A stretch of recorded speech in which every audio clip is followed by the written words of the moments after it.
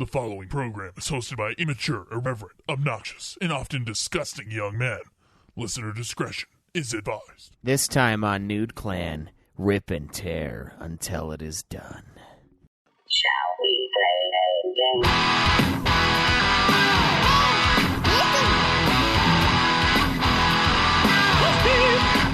You got several things to do.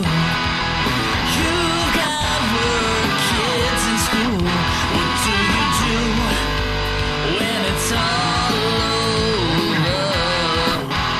How do you hand something from one player to another? Dark soul light. Turn on the TV, pick up the controller and play some games with the new clan. Welcome, ladies and gentlemen, to another episode of Nude Clan, the video game podcast that loves itself some Doom. I am your host, Caleb Schweiss. Caleb Craig. Cameron. And Zach. And today, guys, we are doing our review of Doom Eternal. This game, I've been so excited about this game ever since I saw that fucking trailer, which was easily the best thing at E3 2018, I'm pretty sure. I can't remember when exactly. No, it was 2017, because I was hoping it was going to be Doom 2018, but then it was Doom 2020. But Isn't it supposed to be Doom 2019, and then they pushed it back from October? Yes, it was. So this game was one of the many games these days that has gotten delayed. It was supposed to come out last year. Kind of nice that it didn't, but at the same time, it's like all the games kind of got pushed, and then everything came out at once. And then everything got pushed So that was again, annoying. so it's not coming out anytime soon. Yeah. So we'll have to wait for lesbian teenagers with The Last of Us Part 2 for a little while longer. Lesbian zombie scowl. Yeah, the resting lesbian zombie bitch face. Yeah. I'm excited to play that, but yeah, it keeps getting pushed back, and like when things get delayed, my excitement just dies. But my excitement for this fucking thing never died, unless it was like my asshole clenching so hard that I lost excitement when I got to a part that I couldn't You gave beat. yourself prolapsed anus. I almost did a few times. It was fucking. I played on the second hardest difficulty, and it was fucking hard. Ultraviolence dude. like a real man. He was clenching so hard the first time he shit, like almost took everything with it. Yeah. Or I was still clenching when I shit, and it just came out like a little tiny strand that kept swirling around like one of those fucking silly string canisters. It just came out like a silly string, just fucking. Just fucking spool it out of my ass because the clench was real. Did it make the sound too? It's like Yeah. As it kicked on, the Stranus. Is that a Harry Potter spell? as it It's a hex. yeah, that's when you have the shit. See the anus stranus. I would use that on everybody. I just be in class like anus stranus like real fast. Somebody keeps clenching my asshole really fucking tight. And then you realize it. It's starting to hurt. Professor McGonagall, my ass just aches. I can't take it anymore. Another teacher walks by at that time. It's like, what? It's a closed door, and it's like Dumbledore like walks up, and it's like here's that. He just like walks away, like doesn't even go in. Yeah, she wasn't into ass play when I was younger. But he was. He was though. Yeah. Oh man, yeah. Okay, that would be like the anarchist cookbook for fucking magicians. It's just all the like douchebag things you can force people's bodies to do. There's a fourth unforgivable curse, and it's making it so you have ED. the Stimulorus clitoris. Just like, oh, just randomly, someone just fucking cries out. You're just in the store just like hitting people with it. You're like, oh! Yeah. Sounds like someone's been working on their fanfic. Yeah. My Harry Potter fan fiction. It's called Harry Pooter, and it'll be out next year. Schweiss's favorite spell is Harry Pooter and the Incumbus. Harry Pooter and the Mysterious Pooter. Yeah.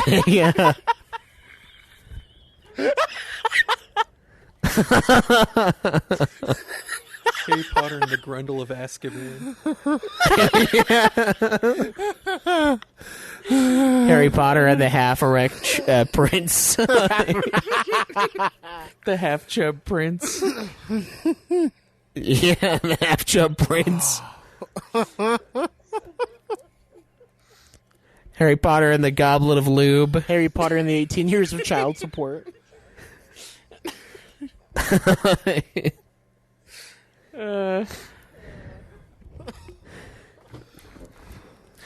Oh man.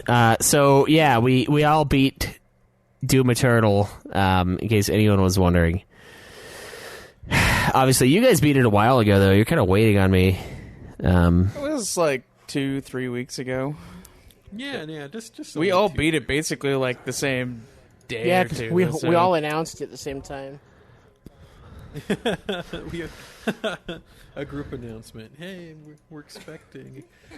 Yeah, we're expecting a Doom was Eternal like- review. It was like Doom Eternal. Me, Craig, and Cameron are just like all going on it, and then you were cucked in the corner until yesterday. Yeah. You guys had your reveal. You had like a bunch of those little baby reveal tubes. When you pulled on it, just a bunch of cacodemons flew out. Oh, it's a Doom! It's a review. It's like some maternity photos with like Dude, the fucking cacodemon balloons, those need to be a thing right away. Like, honestly. Do like a parade blimp of them, dude. a fucking bubble Yeah. machine that's in the shape of the pain elemental. So you're just like Honestly, spawning all the little We need flaming to fund skulls this as bubbles. immediately. Fucking cacodemon. Yeah, that'd be pretty sweet.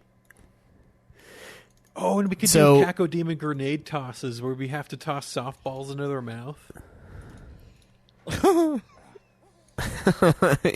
The Doom theme park. It's a hell of a time. Yeah, man. So we decided last week that we're gonna hold the what we've been playing and stuff like that to the off-topic episode. We're gonna hold Which it hostage. most of the time, yeah, we'll hold it hostage and make you pay for it. No, we'll release it next week because we're, like we said before, we're doing 2 weeks worth of episodes in 1 week to give us more time during the weekend for me, so I can spend time with my family and stuff like that.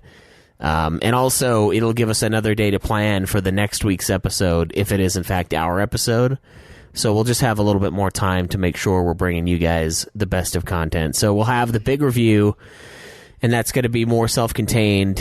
And then we'll also have our off-topic stuff with our gaming updates and anything else, kind of more of a discussion thing. So just once again, just letting you guys know the change of format. And it'll help make these reviews more about the game itself instead of 30 minutes of us hanging out and then the game. A little more concise. We'll try that out and see how it works. But yeah, I finished it yesterday, and I did a little bit of collectible cleanup before I went to work, and now I will sadly have to put it away. Spoilers, it is definitely very fun to play. But before we dive into any of the gameplay, the very first thing we talk about is this game's story. So it's set 8 months after the events on Mars. Oh, is it really? Yeah. The game doesn't tell you 8 that. months. So. It's very unclear. Yeah, you find a ship and all of that shit in those 8 months, apparently, because it doesn't tell you that either. But Earth is basically fucked. 60% of the planet's population has been killed by coronavirus, or as we call it, demonic forces. I thought In it the was game. only 30%. Nope, 60%. Okay, it's 60% of the planet's been taken over, though. Yeah. So the Union Aerospace Corporation, the UAC, is now corrupted, and pretty much everyone that's left has either banded together or left the planet. Everyone that's alive. So it's just a giant shit show. UAC made a fucky wucky. Yeah. So apparently at the end of Doom 2016, we were betrayed and teleported away by Samuel Hayden. I always thought he was like capturing us, but I guess he was teleporting us away for whatever reason. And now we've come back with our bitchin' fucking fortress with the Vega AI that we had in... Yeah, the Fortress of Doom, which is pretty fucking sweet. And we're basically coming back to kill the Hell Priests because this game is super D&D nerdy Doom. Yeah, when it started getting into the story and like more of your enemies were talking and they were trying to lay it out, like at the beginning, I'm like, I can't get into this. This isn't the Doom I know and love. It's gonna my killing with story and voice acting. What is this? Yeah, Cameron's not nerdy enough yet What is for progression? What the fuck? Honestly, Yeah, I mean, it was cool with the first one because it was like scientific / maybe some magic involved with hell, and stuff like that. But then when I, found the first Hell Priest and chopped off his head, it felt like I was, taking part in the Marvel Cinematic Universe. So I was just like, what the fuck is going on? Doom guy joins in the next Avengers. I mean, come on, when you saw And he him does in the hat more and the way he work was than talking, everybody else didn't combined. Didn't it sound like fucking what's his name talking to one of the priests of Thanos? Oh, you won't talk to Thanos that way, and he snaps his neck. That's exactly what it felt like. Yeah. And it was just too much for me. It was just too at that moment. I mean, Later, I get it. I started getting into it, but at that moment, I didn't care for it.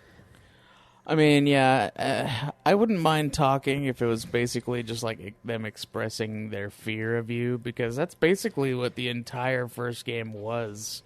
Was like, you kept finding those little shrine things talking my about soul is guarded. Talking about you being like invincible and this like being that's just destroying all of hell. So I mean. And then these guys being like, you can't kill us. It's like, really? Like, the guy who basically took over hell can't kill you. Yeah, the first game, and this is where, like, Joe was bitching about the like, D&D shit in this game, and I was like, honestly, yeah, it's way more over the top in this one, but it did flirt with it in the first game, too. A little bit. Not quite. It was tickling the balls. Like, in the first game, it was more like the it was those little what are the story things that you can find. That's the lore stone things. The lore stone things. That was basically it.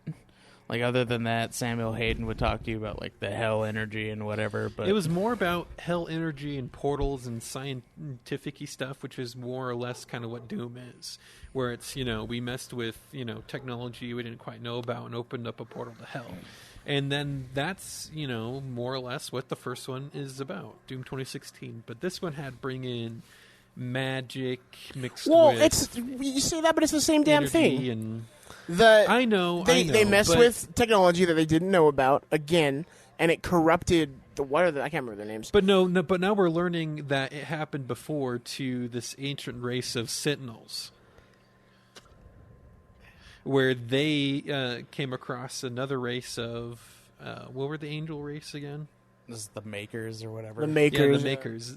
So they discovered Makers, and then because of the Doom guy who landed up at their doorstep, he told them about all the energy that can be found in the planes of hell. And so the Makers obviously become corrupted, and they corrupt the Sentinels because of it. It just basically, you had two new races, two new storylines, and so to me, yes. No, you knew about the into Sentinels before. Yeah, you knew about the Sentinels before. But to me, it just felt kind of crowded by trying to learn the lore of the Sentinels and the Makers and finding out how they have to play with, the Hell plane, the Hell energy and stuff like that. The Ardent energy, because the Ardent energy is like the fusion of Hell energy and then the energy that the Sentinels have. Argent Denor, the Sentinels have that. And so I would have been fine if they focused on, the Sentinels and Argent Denor in this game and possibly a third game where the Makers are brought into it. But, in the end, I was fine because I started eating up those little pieces of lore like crazy. And once the story started coming together through the lore, then I was fine. But then again, we usually don't rate story based off of lore pickups because it should just be story available through playing the game. But the pieces come together really well if you do focus on picking up lore pickups. Oh, do they? Yeah. And then there's some beautiful moments to be had if you do pick up all those pieces of lore, because it'll reflect in the gameplay almost immediately afterwards, and little subtle things that you wouldn't know unless you picked up a lore piece. Well, so it really came through in one of the boss fights. The story is pretty simplistic without those. Yeah. I mean, honestly, it's just like, hey, there's the Maker is like basically trying to fuck the world using demons to get more energy, and it's like, okay, which they talk about. They've done it to other worlds as well. Yeah, It's kind of the It's an interesting play on the whole Doom 3 thing, because Doom 3 and Doom Eternal, the same thing. They were trying to find a way to have like an unlimited power source, and then they ended up opening up the portal to hell. Is what happened.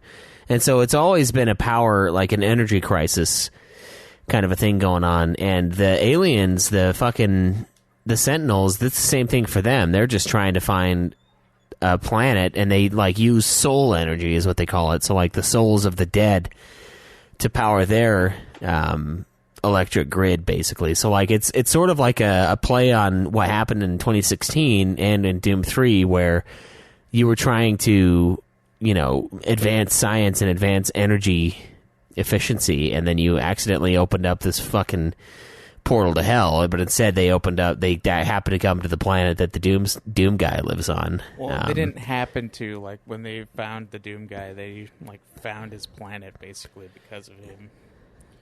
Oh yeah, that's true, because of they figured the power would be excellent. Yeah.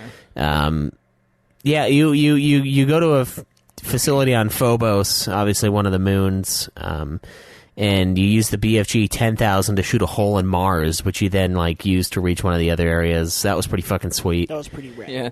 Especially when Sam Gaines like, you can't just shoot a hole in Mars, and then he's like, yeah, I can. I can do whatever the fuck I want. I'm Doom guy.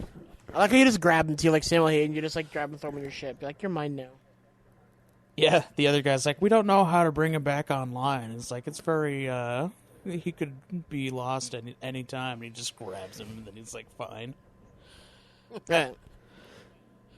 Yeah, we get a flashback scene that I didn't think was very necessary at all, and it was weird because it basically reveals that the Doomslayer is the Doom guy, which I always thought was obvious, but like I guess it wasn't to a lot of people. I mean, I saw this video where it was like talking about how Doom guy can't be the Doomslayer, and I was like, do you guys not remember 2016 where like it's this epic lore surrounding you and you like break out of a sarcophagus? Like obviously it's the same fucking person. It's like ridiculous to think otherwise. But they gave us a cutscene in this game where he speaks and he says rip and tear pretty much, and he's getting mad because it like shows a flashback to this arena, this gladiatorial arena area about the demons and stuff. So yeah, so basically they kind of threw that into the lore, like the Doomslayer. They find him, and he somehow ends up, at the homeworld of the Sentinels, and basically they just treat him like a prisoner, throw him into the pits, where he begins fighting in the pits. And then, I guess, proves his worth there, and then they start, taking him on missions with him, and then he proves that he's a super badass. Yeah, he, like, kills everything. And then there's that lore that, you piece together, but soon you figure out that there's this extra, other group of Sentinels that he's basically the leader of. Are they called, like, the Night Angels? What are they called again? That special group of Sentinels? I can't remember what they were called.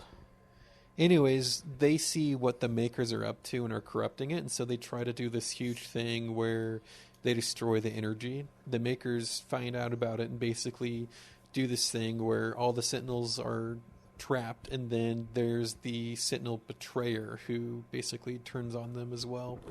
And then that is what traps the Doomslayer, or the Doom Guy, in Hell, where he's then later found by Samuel Hayden.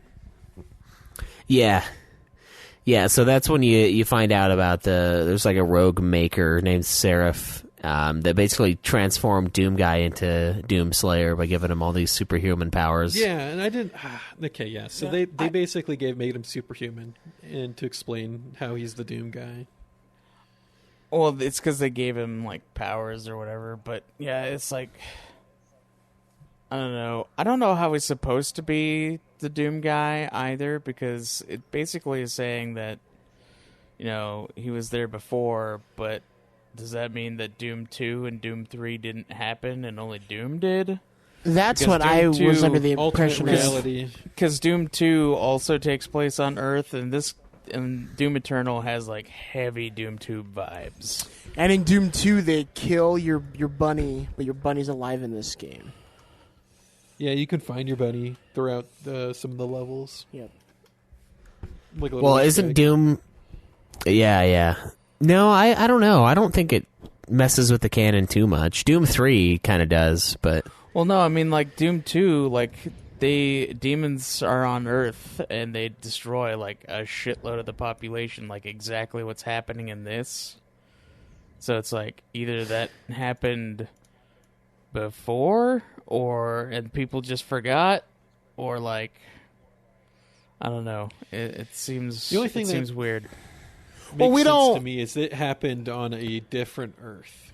We don't get any context of what's going on in sure. Earth though. Just because they're like, it's like the only thing we get on Earth like is them like screaming like in the beginning cutscene is them asking for help, but you don't have any context about the history of that Earth, so we don't know if it has happened before. Because obviously It the didn't people on sound like it Mars had. know what's going on because the ones that were alive anyway, because they're the ones who harness the Argent energy from Hell. But then like you'd think that like they would people know that there's Hell energy. Well, yeah, they broke through it on in the first game. Like that's what Sam Hayden found, and that's why he's doing that stuff. But like on Earth, there's like random audio files you can find of this one doctor lady, and basically she's like, "Oh my God, this guy's basically God. Like he's destroying all the demons." And it kind of sounded like they had no idea that this had happened before, so it kind of feels like maybe only the first Doom happened, or something, or some similar event. Because remember all the history that happened with the Doom Guy / the Doom Slayer. Like, there's a ton of history that happened with him beforehand. How he ended up in Sentinel hands, and then there's tons of time between what happened then and then what's currently happening when he got resurrected. Yeah, So, but that was supposed I to don't be know if like it's a thousands time- of years or something. Right. Like, Right. so unless time is like cyclical in the Doom universe, it doesn't really make sense. Because like they're both Earth and I don't know. Yeah, I don't know if it happened on a different Earth or it happened on the same Earth, but just thousands of years in between, Hell invasions. Yeah, it's very unclear. That's one thing about the story that I kind of disliked was like it just kind of jump started you into the being like on the the Fortress of Doom, and then you like go do shit, and it's like, well, what happened to get me here? Like, it literally does not fucking tell you. It's basically like, hey, you need to go kill this Hell Priest. It's like, okay, why am I doing this, and why am I here? It's not necessary though, because It's a game where you're running around and just shooting people and not reloading. Like, you don't need that because you're getting right into the action. This version of Doom is also trying to tell you more of a story than 2016 did. Right, and it does between the lines. Like, it glosses over everything that happened in between. Bro, you know that what happened was wherever you got teleported, you went back to the home and got your ship because you're a god on your home planet or wherever planet. Like, I can't remember what it's called. You were like the adjunct ruler. You go back there because you won. Yeah, but it doesn't mean you didn't start there. Doesn't mean he wasn't there to get his ship. Where else was he going to get it? Like, where else in the universe do you think they'd be hiding those? Unless they had a place where they had hid before their actual what ended up being their final stand with the betrayer and stuff. I don't know, but it didn't seem like he had been there for a long ass time, and nobody there was real fond of him, especially because he was killing the Hell Priests. I'm just saying. Yeah, you never know. I think Doom Eternal. Okay, so there's a bunch of stuff online, and it's not really super confirmed. So it is kind of a mess, but there's something on here that's saying a lot of fans think it's a hard reboot. They think it's a soft reboot. They think it's alternate universe. I've always kind of thought that Doom 3 was an alternate universe game. But you guys bring up a good point. It doesn't really work. Doom 1 and 2 don't really work with Doom 2016 and Doom Eternal, which is funny because Doom 2016 references you as the guy from Doom 1 and 2. But, is that more for us? Is it actually a hard reboot and it's just this guy's story? It could be a soft reboot where those things happened somewhere else, but it still happened, and and then... But the Earth that Doom guy is from is the one that's being attacked. Yeah, because this is 150 years in the future, basically. It's 2100 something in the Doom universe when all of this is happening. Doom 2016 and Doom Eternal and all that. Because, it's future. If Doom 2 had actually happened, you'd think that people would remember that demons invaded and destroyed, half the population. Yeah, 100 years ago. Yeah. Yeah, so it's got a weird canon for sure. I don't know. I guess I never really thought about it until now, but my old assumption was that Doom 3 was the odd man out. But now it kind of seems like all of them are the odd man out, except for Doom 1 and 2. Those are their own thing, and then Doom 2016 and Doom Eternal are their own story arc. But I don't know. It doesn't really need to make a whole lot of sense, I guess, because it is just Doom. But that is a good point you guys bring up. It doesn't really quite mesh together as well as I thought it did. Not thinking about it very hard. I mean, if you don't think about it very hard, then it's fine, but... Yeah. So you kill all of the... You kill all of the fucking... hell priests who are summoning the demons into these areas, and you basically start freeing mankind. Yeah, you wipe out all the population of the demons. The one maker that's on the Sentinel planet starts getting real pissed off at you, threatens you, tells you to stop. You go take her out, and then she's like, well, I'm going to unleash this icon of sin, and it's going to pull out all this energy, and you're going to fail.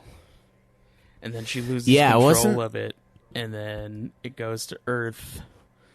And after you kill the Maker, then you have to go kill the Icon of Sin in order to save the planet. I wasn't that pretty much the same guy at the end of Doom 2? Yeah, it's as well. I remember some big fucking dude that was just ridiculous at the end of Doom 2. And it is this guy, yeah. So you kill the Con Maker, which I always kept thinking of the Kingmaker song from Megadeth. It's just Con Maker, I wanna be the con. So you bring her down. Maybe, yeah.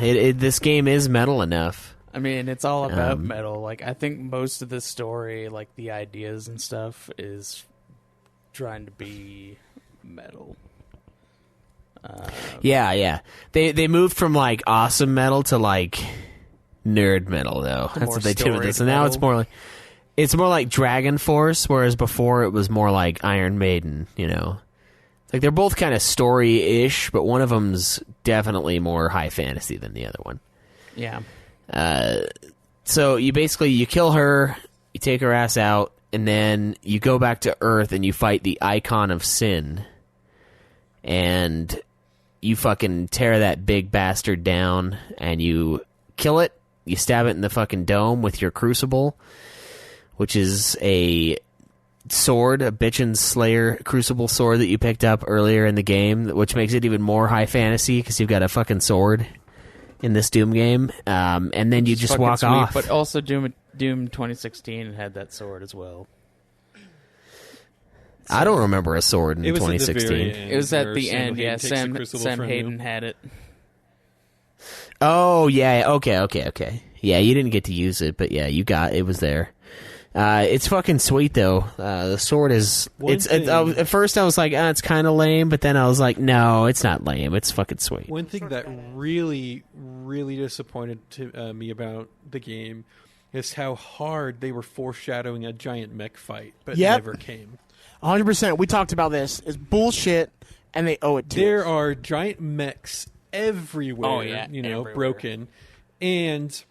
There's like You're a shoving giant a fucking mech giant in the mech basement within the Doom base. There's one Yeah. inside your fucking Doom base, and it okay? looks exactly like your guy. And then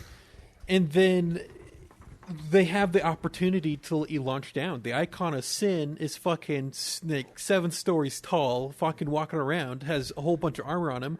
Why isn't there a giant mech versus Icon of Sin fight until you knock all his armor off and then somehow your mech dies, and then you have the fight with the Icon of Sin trying to slam you and then you're hitting his body parts? To me, that would have been amazing. No, yeah, They see, and foreshadowed that's it. and that's what we Well, talked probably about. have to wait Like for the it next would, game before we get the giant mech. it would have been a So- sick like because like the double fight. It's just like it just seems repetitive as soon as you get to the end because you're doing the exact same thing. So like yeah, if you had the mech fight, the first half would have been like I think it would have been a better final battle because the first half the mech fight would have been fucking sick and it'd been way Big part fun. of the and finding if they those wreck Sentinel it, batteries is Yeah. that you find them to like fucking charge up your mech for that final fight. That would have been boom, mind blowing. So, unlike Doom 2016, the season pass is actually for story content. Unlike for like the multiplayer, so there might possibly be some stuff with the mechs down the line. Who knows? Anyways, there is also another little tidbit of interesting information, having to do with how much Samuel Hayden actually knows about what's going on between the Makers and the Sentinels and stuff like that, and then the origin of Vega, the AI that's been accompanying you this whole time. When you go back to the Maker planet and you have to insert Vega into a console in the Maker planet to align the portal so you can get back to Earth, Vega says something very interesting, and as his voice modulates and changes, he goes, "Am I the father?" And then you don't hear What from does it Vega mean? again. Because apparently the Makers followed this sentience called the Father that Samuel Hayden was telling you about. And somehow Samuel Hayden took the Father and made him Vega. Just like a little small theory, because when you hook up... Do you guys remember that part where you hook Vega up to that console? He goes, "Am I the Father?" Yeah. As his voice changes. Oh yeah. Ooh, interesting stuff we might not get until I guess the first, story Doom 3 drops, yeah, or the DLC or the DLC pass yeah. thing. Interesting. Yeah. Even more. They made God Doom. a fucking AI. Doom even more. Yeah, so I don't know. The story was a little more in your face. It was weird because they did the cutscenes, a lot of them in like third person, which has never really been a thing. Well, they had to do third person cutscenes. How else will they show off the cool armor you can now get? Yeah, that's true. That's the So only they reason changed. why. It really kind of is, yeah. They changed a lot of the core elements of Doom, especially when it comes to the story in this game. And, I don't know. I'm okay with the story. I think it's... I do think it is weaker than 2016's. Okay with the story, but it's kind of really departing from what Doom is, and it's kind of turning into a new thing, which is fine. I like it, but it's not quite Doom in the same sense to me anymore. Yeah, I don't. I think they're straying a little further, and this is what they had intended for Doom. Like initially, then they were creating it. It was Bethesda's Halo. It was supposed to be kind of nerdy, and then they took all that shit out in the beginning, and then that's what made Doom awesome. Is that they took all the nerdy shit out, kind of, quote unquote, and it's still pretty awesome with it in, but Doom is just science fiction and blood and gore, and that's pretty much it. Like in epic fights, which of course this game definitely has, but it's still technically the story science part. Fiction. Agreed. I mean, like, it's still science fiction. Well, yeah, I mean it is, but it's got a lot more of a fantasy element to it now than it did before. It doesn't matter if it has fantasy elements, it's still science fiction. If it has the science fiction elements. Well, I mean, Magic we pretty is much just science unexplained. We pretty much had this exact conversation last week with Doom, with it being sci-fi with fantasy elements. It's fantasy in the way the Marvel Cinematic Universe is fantasy, where it's fantasy elements mixed with science, and that's what I'm getting from this Doom. To me, I feel like it's an accurate comparison to the Marvel Cinematic Universe when it came to the Hell Priests and stuff like that. It just felt cheesy, campy, but at the same time it's fun. So I mean, they kind of wanted to give a reason for why the demons and stuff were attacking Earth, and I mean, I guess it makes sense. Doesn't care. He just has the urge to kill. Well, I know, but it's for us. I don't know. It's for our benefit, not Doom guys. See, and they didn't have the fantasy elements before, though, is what I'm saying. Like in Doom 1 and 2, it was just... necessarily fantasy elements. Like, they explain literally everything. Like, it is kind of the swords are made of, the ardent energy, and, they have all these other things that are, fantasy-esque, but it's still, they're still just demons. They're still using technology. There's nothing that's, overtly fantasy. Even their magic that they're doing is based off of, some kind of form of technology they have using the ardent energy. Well, I'm just talking about the storytelling style of it is more fantasy based. Now instead of just being a dude that's killing a bunch of bad guys, it's now he's the savior of mankind and also the antichrist of the demons. He was that in 2016. I know, that's what I'm saying. But it's more in this game. I'm not saying it's not like 2016. I'm saying it's not like the other Doom games. 2016 is also not like the other Doom games. Doom 1 and 2, it's like a fucking flashcard of this is what's happening, and then you play. It's not, oh, you're the chosen one, and there's all this lore built around your character. I'm saying 2016 flirted with the high fantasy shit, and this one just fucking pulled out all the stops. Science fiction is not a genre, it's just a setting. That's all science fiction is. It's a setting. If it deals with weird technology, it's science fiction. No, I wouldn't say it's a genre. I think it's more of a setting. No, it's a genre. No, because Jurassic Park and Doom and Dune all being the same genre, no. It's because it deals with technology that is fictional. That's what science fiction is. I know. No, Schweiss, you're not understanding. The story is based on the idea around this fake technology. That is what it is. That is why it's a genre and not a setting. Right, but for something like Dune, the story is directly isn't involved based with the technology that is fake. Right, but fictional. being directly involved with and being a genre. Yeah, but you saying that it's directly involved with and then saying that it's based on are very different things, Greg. You can use technology, and it's not about the technology. It's not based on. It's directly involved. Dune isn't about the technology. It's about the savior of mankind. So it's more of a fantasy with science fiction settings. Because you've got all this tech, but it's not about the tech. I mean, fantasy part of it's about the is tech. A genre. And that's what I think Dune is. Yeah, I think Doom kind of is as well. Now. Well, it's just when you mix medieval elements like swords with technology, that's breaching into fantasy for me. Yeah, I mean, he's got a fucking chainsaw. That's like basically the same thing, except for it has a different function. It's still for cutting something. Like, and then when but would you had the chainsaw in Doom 1 and 2? But those aren't fantasy. Like, it's the storytelling, I think, that makes it more of a fantasy game. You don't in think 2016 that and then in make this it a fantasy?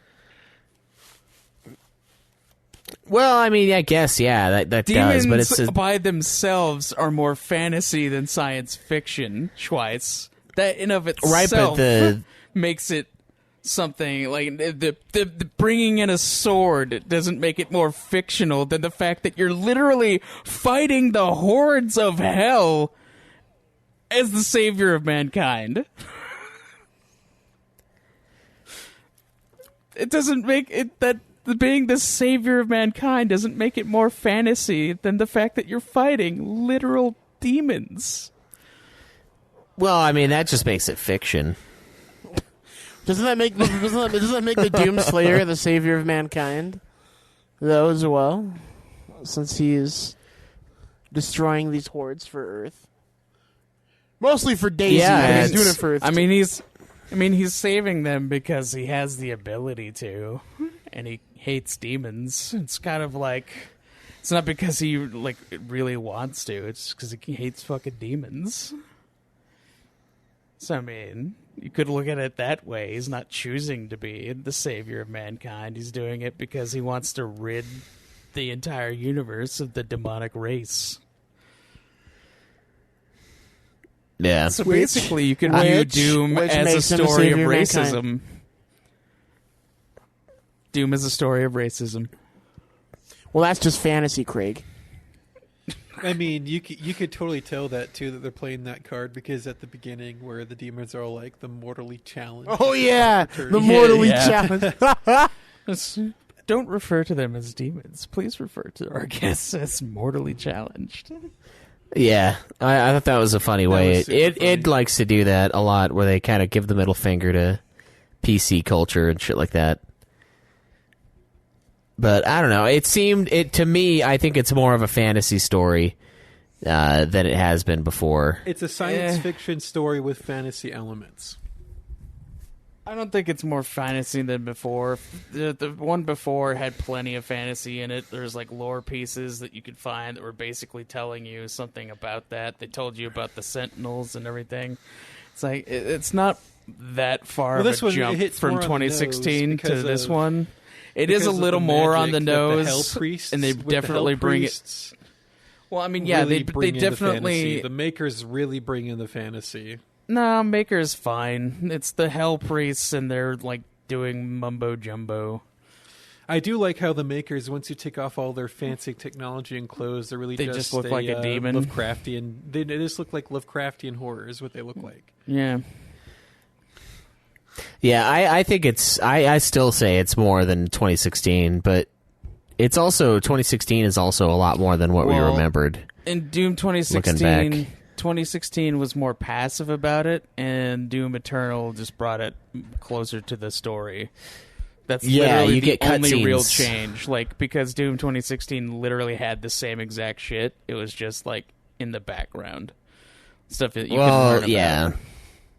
If you now it's the forefront. I think it's a little more because of that, but it's not bad necessarily. It's just kind of different. Well, also Doom, but Doom 2016 was trying to be like the original Doom, where everything was just based on the Mars UAC area. and then you go into hell. So I mean, like, that one is strictly science fiction up till where you go into hell itself to kill demons, and then it's straight up fantasy right there. But you're right, like with the with the hell priests and stuff, it definitely brings in like a different feel. And the hell priests have like, I don't really understand why they exist anyway. And I don't know. I'm gonna give this story like a 6. They exist because they're the reason why the portals from hell like aren't going away. Is pretty much what it is. And so they're kind of like summoning them the going portals with whatever technology or magic that they're using. So yeah. I know what you're saying, and I agree. It's like 16 had it too, and that's why when Joe brought that up, I was thinking back to 2016, and I was like, 2016 had a lot of that too. It just wasn't like flaunting it nearly as much as Doom Eternal is. Like 2016 had a lot of that stuff, but it was like, no, it's not really about that. That's just kind of extra. And now it flaunted it in a way that was badass as fuck, because like when you listen to those demons talking about how you were like literally killing them and how they were afraid of you in that like demonic voice, you're like, yeah, it's fucking sweet. But it was literally the same exact shit that's going on in Doom Eternal. Right, but it wasn't taking over cutscenes and like it wasn't trying to weave a story. It was just like giving you background info, and that's what made it so cool. And that's what made it still more like the old games to me, was the fact that it was like, yeah, this is extra, but if you want explanation, here you go. I'm going to give the story, I'm going to give it a 7. I think it's passable. I don't think I like it as much as 16's, because 16 was just kind of less, you gave way Doom less story. I thought it was a less score, just so you know.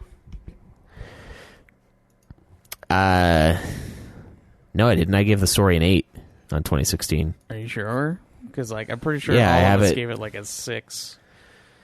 No, we all, you and me gave it an 8, Joe gave it a 10, and Cameron gave it a 9. I have it pulled up right here. Wait, Joe gave it a 10? Yeah, he gave everything 10s. That was his first perfect game. Well, he was constantly complaining about the story. He's like, there's nothing here. Yeah, well, I mean, that is kind of the point. He also said it was to serve the gameplay, but it wasn't like good enough, which is why I'm surprised that he said he gave it a 10. Did you go back and listen to the old episode, or no? I haven't. Oh, I haven't listened to 2016's either. I almost did the other day, but then I listened to the Wheel of Time instead. Good. Yeah, I think it's okay. It's not anything fancy. It is kind of cool though, and I do like the new storytelling elements that they brought in. It is different. Honestly, I feel like it would have been way better without the Hell Priests.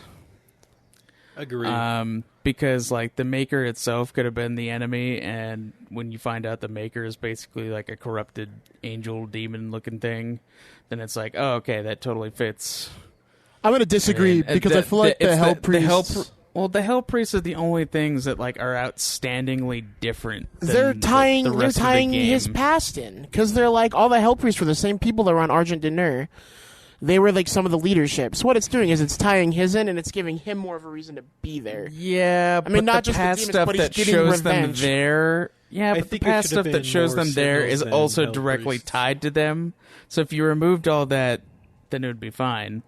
Because I mean, Doom Guy's main motivation is just killing demons anyway and saving the Earth. It's not like they needed to be there, because you could have had some other method for why the demons are being able to come in there and that he needs to stop.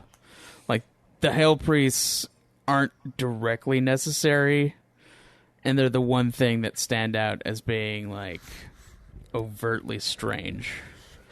Yeah, and that makes sense too. I think that works as well, because in Doom 1, it's like you were just killing them because they were fucking demons. It's like, well, of course I'm going to kill these things. They're trying to kill me. And this is like it's like a continuation, but also like a soft reboot.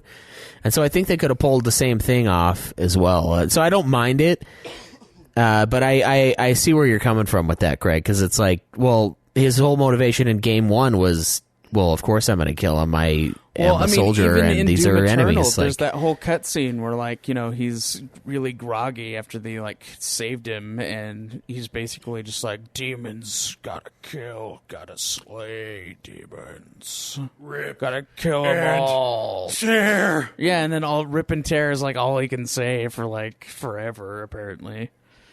And so it's like, okay, yeah, so his clear motivation is just that he wants to kill demons, and they kind of, throughout the rest of the story, make it seem like there's more to it than that, which it really doesn't feel like there should be, especially since, you know, Doom 2016, he had literally no motivation other than, you know, he just woke up and demons are about.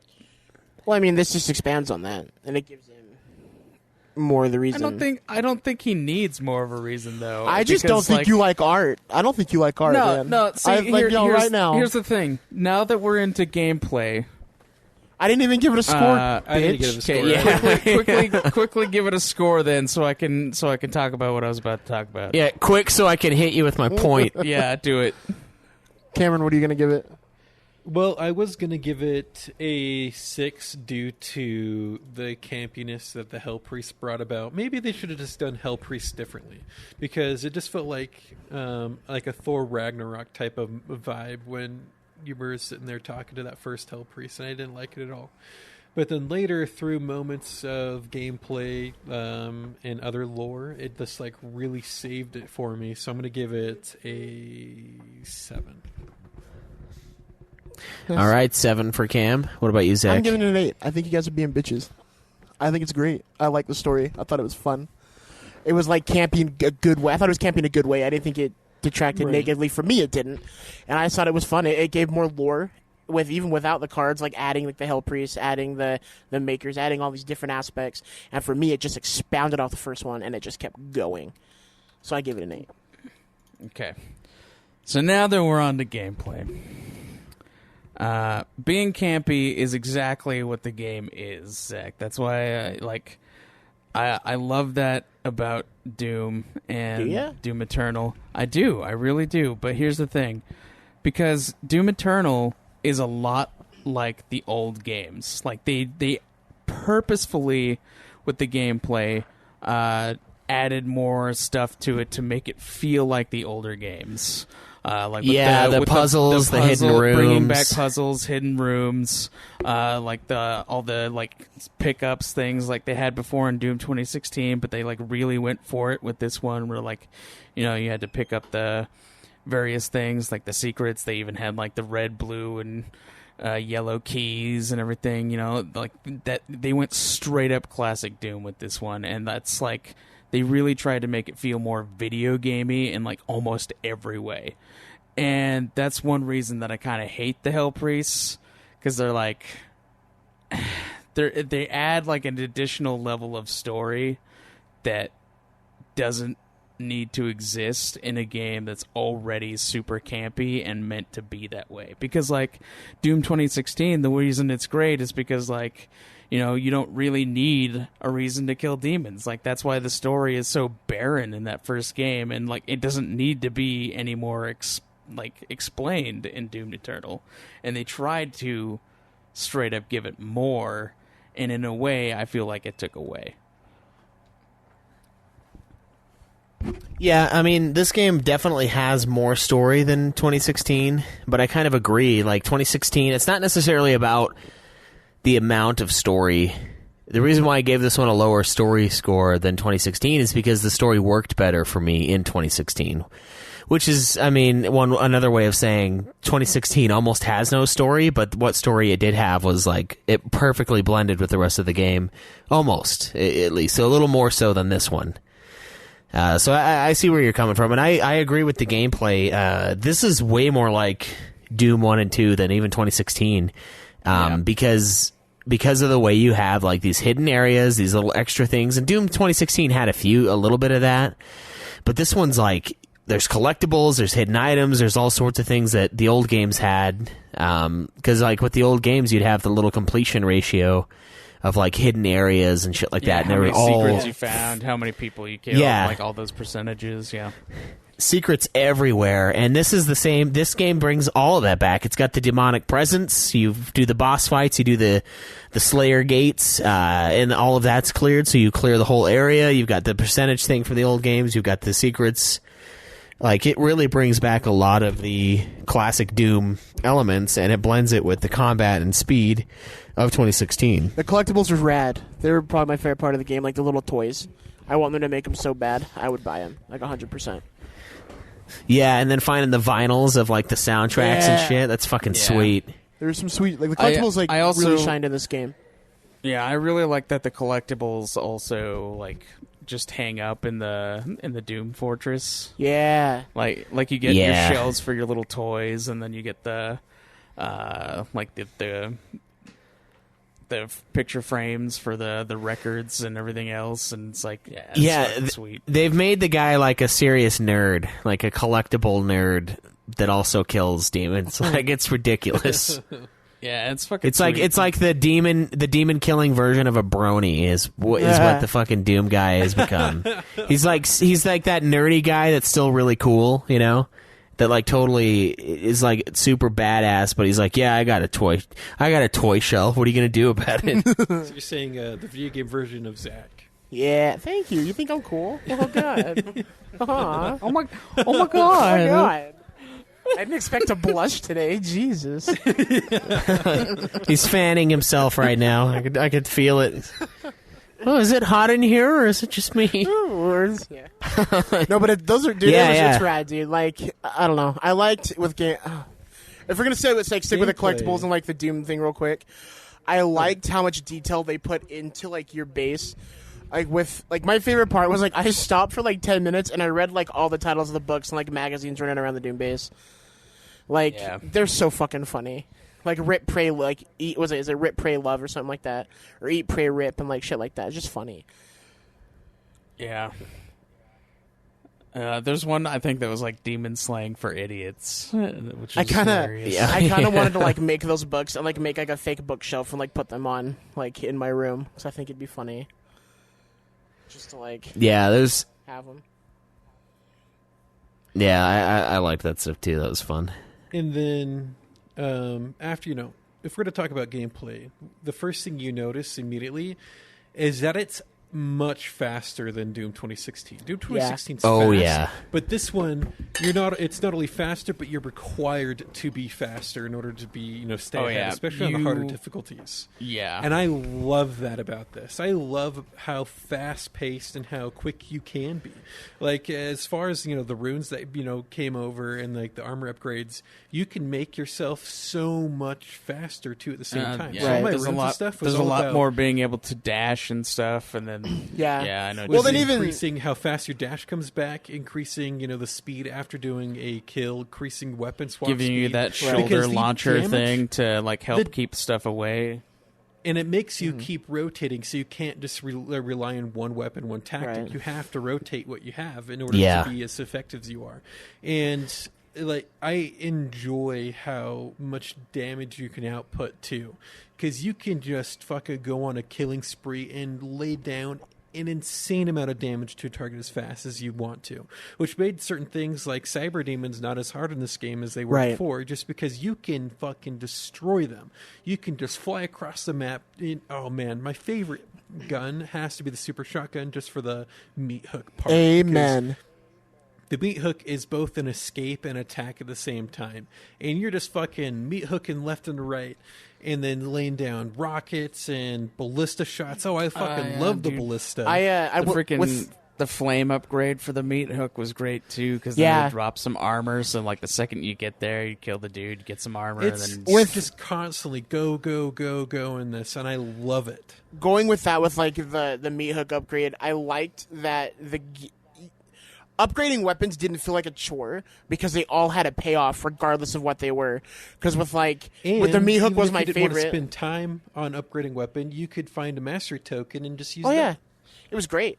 I mean, like, honestly, besides the meat hook, my second one I really liked was the sniper scope one on the assault rifle, because the rune I chose like slowed down time when you jumped off something, and so if you get a headshot with it, it does like a bigger explosion radius, so it just fucks demons up. So like it would clear areas.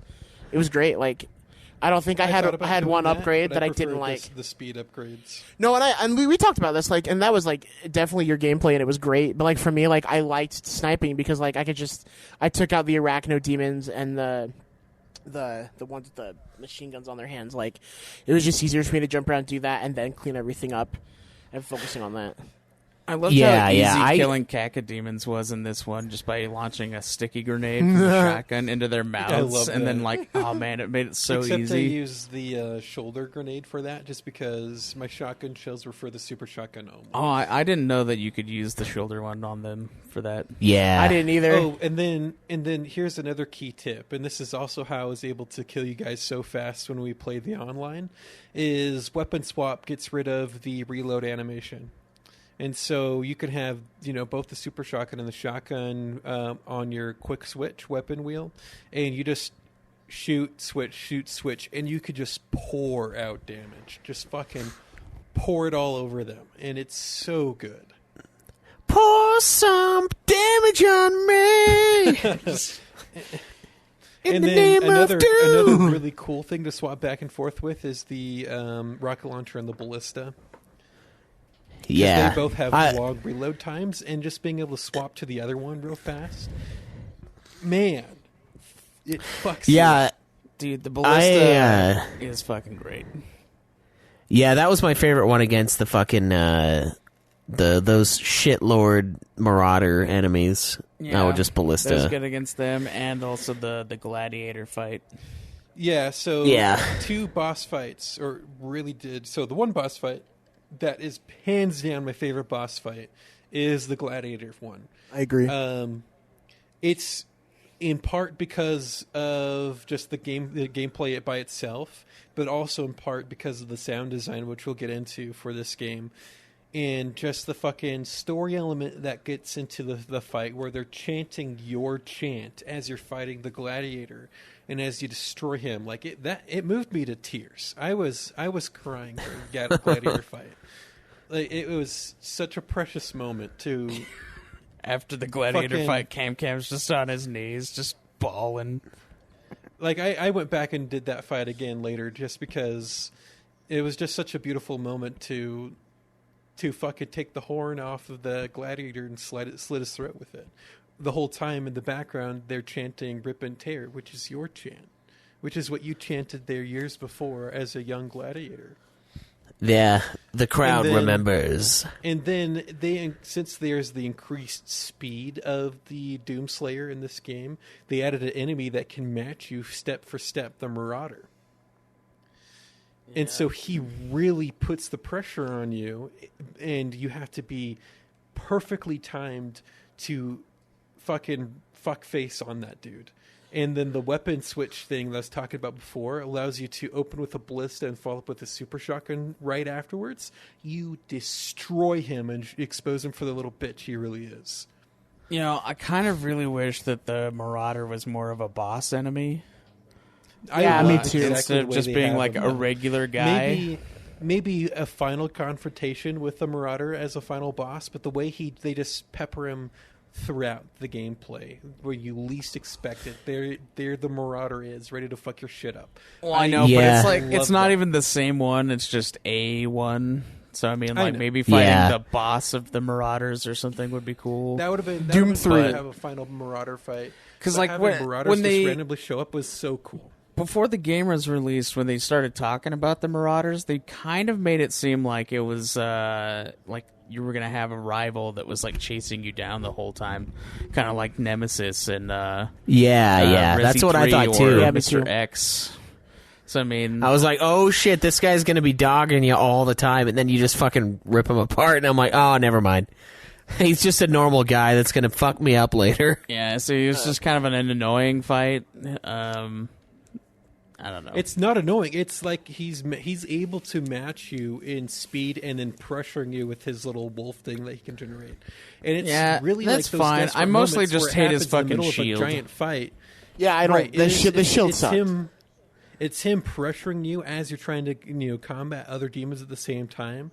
That really increases the difficulty level. Yes, it's a little more annoying, but if you get the timing down, then you could destroy him, and that's and I why had love to. him so But much.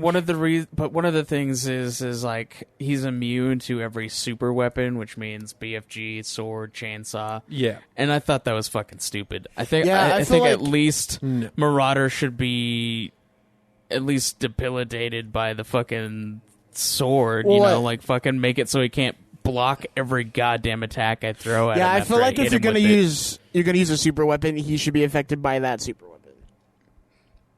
Yeah.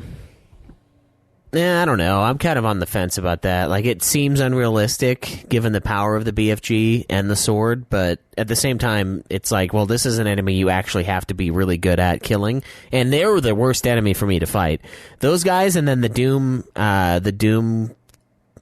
Slayer killer guys, or whatever, the Hunters, those guys were my least favorite in this game. Oh, the hunters think are really the hunters easy. I figured if out- you get the plasma They're easy. gun and then blast them with the heat buildup thing, Yeah, it it's- fucking erases their shield, and you can just wreck them after that. I I agree. just started killing the You- base on them, but You can quickly get rid of them, but they're still annoying because of the 2-step way you need to kill them. Yeah, They I would were- just they kill were the base. Far less Like, I wouldn't- annoying than the Marauders were. Oh, I agree in the end. But what I would do for those guys is I would blow up their little base thing, because if the shield isn't on the electronic part on their like ass where they're resting, the wheel part and the rocket launching part.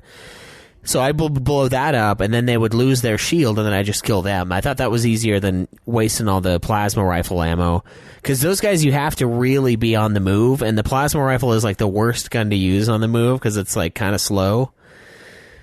So I killed it the right way, the way the game told me to the first few times, and then after that I just ballisted the Plasma fuck out of rifle his like. isn't slow. What are you talking about? Which version of it were you It's- using? Were you using the heat beam, like the microwave beam? No, I was using the normal plasma thing, and it takes a second to get there. Like it's faster than the rockets, but it's slower than every other weapon in the game. No, So I would just it's pretty ballista- fast. It's The as plasma fast rifle as the is machine fastest gun. firing weapon in the Yeah. game. It fires fast, but the bullets have to travel for a second. Like every other gun, they just get there. Well, Is just what I'm saying. shoot And it I'm, up close. well, no, you can't do that when So, you're playing on I the really fucking like- second to hardest difficulty. They will I really fuck you, like dude. The plasma rifle when you have it mastered on the heat wave, just because. Oh yeah, you blast them with it- the it heat just- wave, and then you get like yeah, a couple and then you seconds get of the- increased damage. Yeah, it really Yeah. starts to cut through people, so it comes in clutch. Yeah, that's true. I don't know, man. I think you guys are all spot on with the gameplay. I think this thing is fucking fast.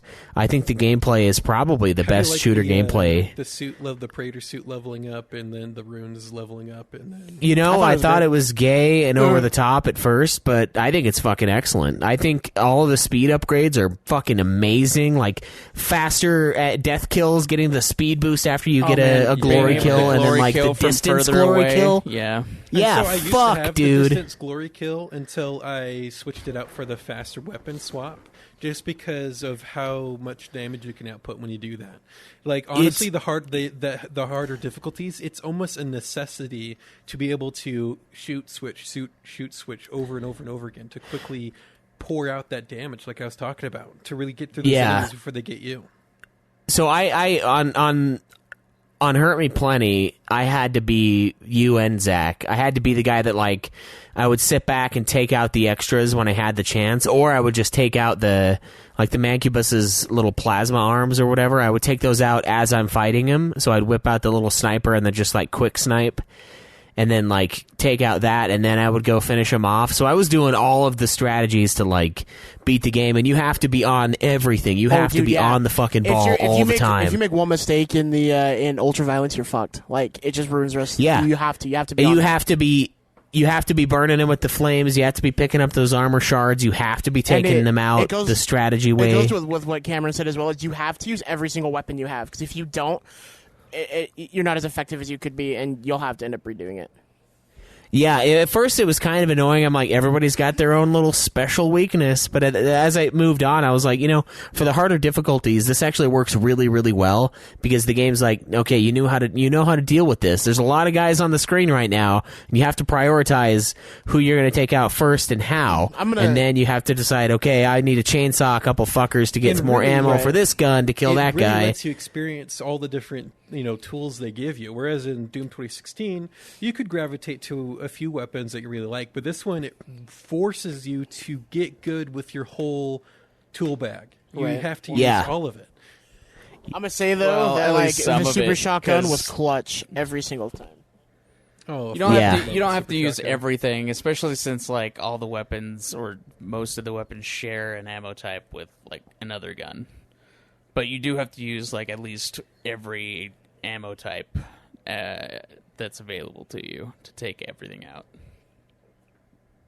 Yeah, I used all guns pretty much equally. I really went towards and like it would depend on the enemies. Like if when I found the little maker drones, I'd obviously snipe them and get their shit, or I would super shotgun them if I had that out.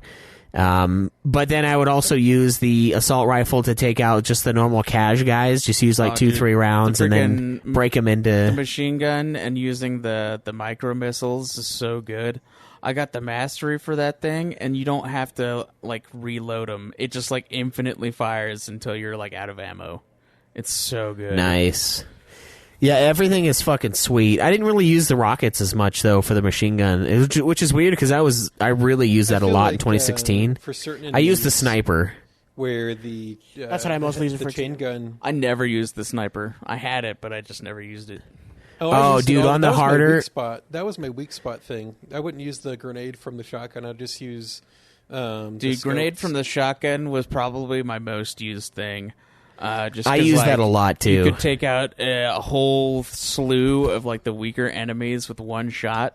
You could shoot it into a cacademon's face and like have him blow up, and you could take him out instantly. So and then those like I would use those golden mask guys, and then a shoulder grenade to get rid of them.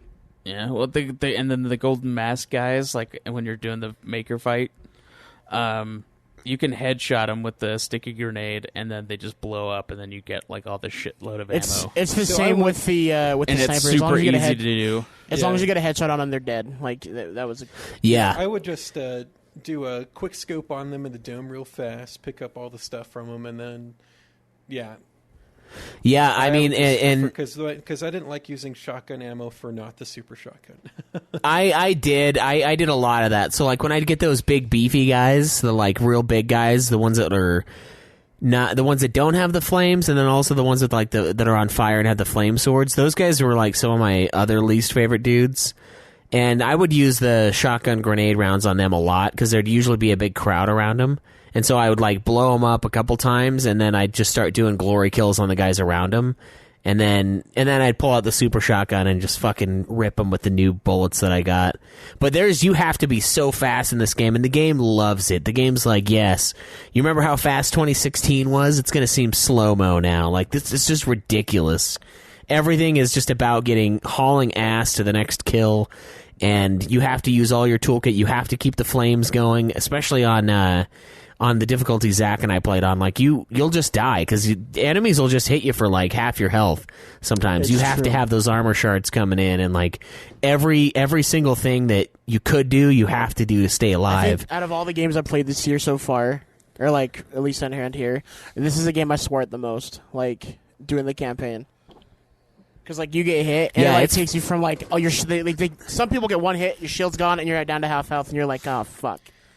Like, and it's like Jesus Christ, it's just ridiculous. For how good this game is, I feel like for how awesome the gameplay is, I feel like it does have to lose a little bit of credit when it comes to that maker fight at the end.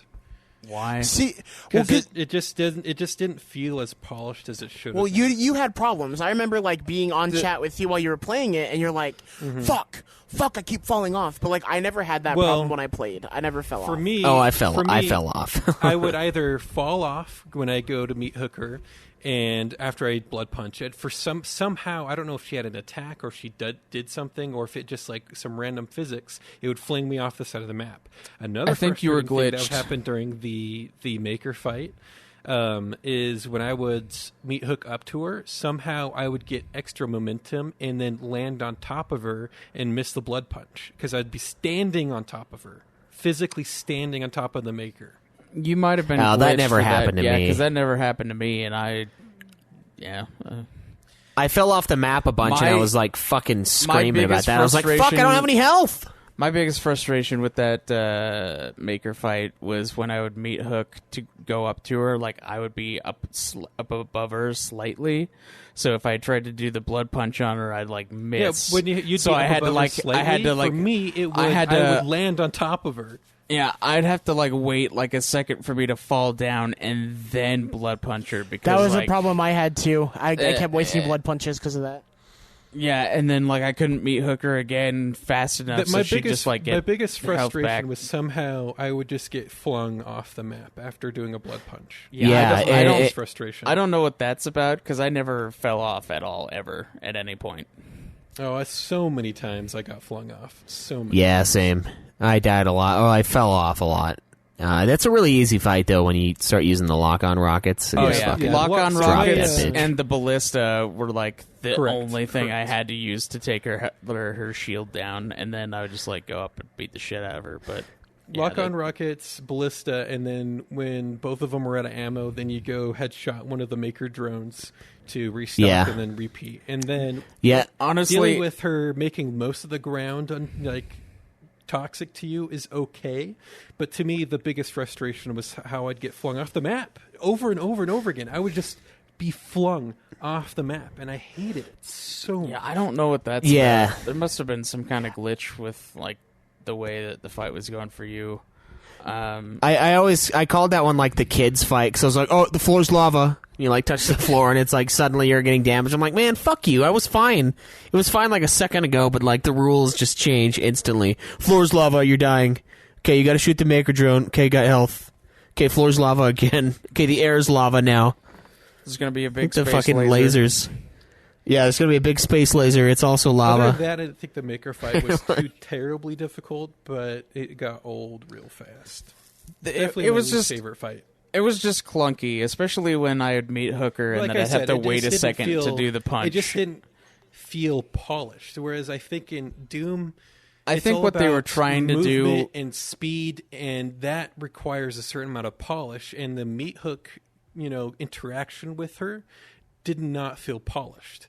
It felt like you were always just a little bit off, a little bit janky, and you really noticed that in that fight. And that to me is an unfortunate thing that they should patch or fix. Yeah, I think the biggest thing with that is like they were trying to copy the way that Doom 2016 like boss fights went, because Doom 2016 boss fights were way different than the ones in Doom Eternal here. Just because like they were more, they were kind of like the Legend of Gladiator Zelda fight type felt boss. like it was a Doom 2016 fight. Yeah, a little bit. Yeah, it did. Because like Which might be Doom the reason why it's my 2016. favorite fight. Doom 2016 has like really great boss fights where they're like kind of the Legend of Zelda type thing where like they have a very specific way to like kill them. So you gotta like keep following the pattern, like where you fight the cyber demon and he like shoots these like blade beams at you, and then he like has like sets up hallways and you kind of gotta move in between them, that kind of thing. Just stuff like that. And then there was only like 2 of those fights in this one, were the Gladiator and the Maker fight, and then of course the Maker fight being somewhat clunky is a big disappointment. Yeah, I don't know. I thought the fights were good in this game. I even liked the last fight. It was a little repetitive, but like it was just as brutal as it was in Doom 2. no, I Like agree. that guy and last fucks, boss dude. fight, both first and last boss fights in Doom Eternal are like really repetitive because you fight like the first boss fight is with like the hunter demons, and you kill one of them, and then you're like, oh fucking finally, because they made it harder because it's a boss, and then you fight 2 of them right after that. So it's like you fight 3 of those guys as a boss fight, and that was fucking stupid to me. And then, of How'd you course, feel last about- boss fight is Icon of Sin twice. Yeah, correct. Which should have been Icon of Sin versus Mech, and then Icon of Sin Yep. final phase. Agreed, 100%. Not using the mech. Moment. Not using the mech was a pretty big letdown, and I think it's something Correct. that could have. I mean, do you not feel like they foreshadowed the fuck out of it? I mean, I agree. they really did. I agree. Like, you having to use, like, the armor bits every now and then to, like, Exactly. clear the way, and then... Well, and then just, when like, you take out exactly. the sword, you take it out of a seeing big dead demon. yeah, and then seeing the big armor dudes, like, in the background and just walking around and seeing all And this one shit. thing at your fucking base. I mean, that's not a gameplay issue. It's just they just let us down. They let us down. They edged I us. really They edged did us think real that they were hard. going to do something with those. Like, I really did, because, like, They foreshadowed the fuck out of it. like and it might be coming later. It being Is it better? everywhere, and then in your own fortress, it really does seem like something's gonna happen. It felt like finding Optimus Prime at the bottom of the the Brotherhood of Steel base in Fallout 3. Well, I mean, you also have like that part of your armor or whatever, like hanging up in your room, and I don't know if like that's like attached to that big robot because like it was missing like the same pieces. Right. Dude. See, I didn't get any of that, but I think I took too long to you beat really the fucking didn't- game. You didn't really see like much of that big robot stuff. Well, no, I did. I just thought they were like monuments to you To or the. Doomslayer. I thought it was honestly monuments to like the Marauder because I thought the Marauder was going to be the big baddie that's like, oh man, this is your nemesis. This guy's a badass here. Well, all the And so I was like, robots- maybe that's what those are. Those used to be Sentinels too, by the way. Yeah. Yeah, so I didn't. I had a different thought because I was convinced that Marauder was going to be like the guy that just would not leave you the fuck alone, and then all of that crumbled, and I was like, oh. So I guess if I wasn't thinking about it that way, I might have, but that would have been cool. Like we don't get enough of those. Like the giant mech fight in Nier Automata. Like how fucking sweet was that? Super Oh, fucking yeah. sweet. Missed Like it was opportunity. easy, but it was fucking awesome. Fucking you know? Pascal And this game for would have the been win, bitching. bro. But one thing, Craig, about gameplay. How did you feel about the platforming on the Maker homeworld? I fucking hated it. I hate the platforming throughout this entire game. It dude, sucks ass. Hearing you do the platforming on the Maker World is probably my favorite part of playing. Dude, Like- platforming in 2016 was fine because, you were just literally jumping from platform to platform, which is fine. But in 2016, you have to fucking, like, platform, grab onto this wall that's only going to be floating there for, like, 2 seconds. Grab onto this other floating wall that's only going to be there for 2 seconds. Fucking pull out your gun, shoot this little target for like forever. Fucking Yeah, and then dash. and then dash into it. And it's like I had to do that exact thing literally like 40 times. And then it's annoying because sometimes you're doing it and you're like, I don't even see where I'm supposed to fucking go. Like it's just like the I'm timing- flying through the air and I'm like, I don't know. every single timing puzzle in this game sucks super dick. Okay? Like there's another one where you have to like shoot the wall to open the gate and then you have to like punch Yeah, you have to like punch the box and then you have to shoot the target thing again to open the gate again and then you have to climb up on the box and then you have to jump up onto the wall so you can climb up. It's Craig fucking doesn't do well awful. with platforming, especially when platforming has to be timed exactly. I don't mind no, because like platforming is all about timing, but like it's just the time puzzles within platforming or time puzzles just in general in this game are fucking ridiculous. It's because it's like, yeah, you move fast, but that doesn't mean that you should make every fucking little timing thing last only 2 goddamn seconds. Like there's another one where you had to like jump onto this wall and then jump off into this like little platform that's down below that like skyrockets you up into the space, and then you have to like dash twice to like get to the other side, but you also have to shoot like this target to open the gate, and the gate will only stay open for like 2 fucking seconds.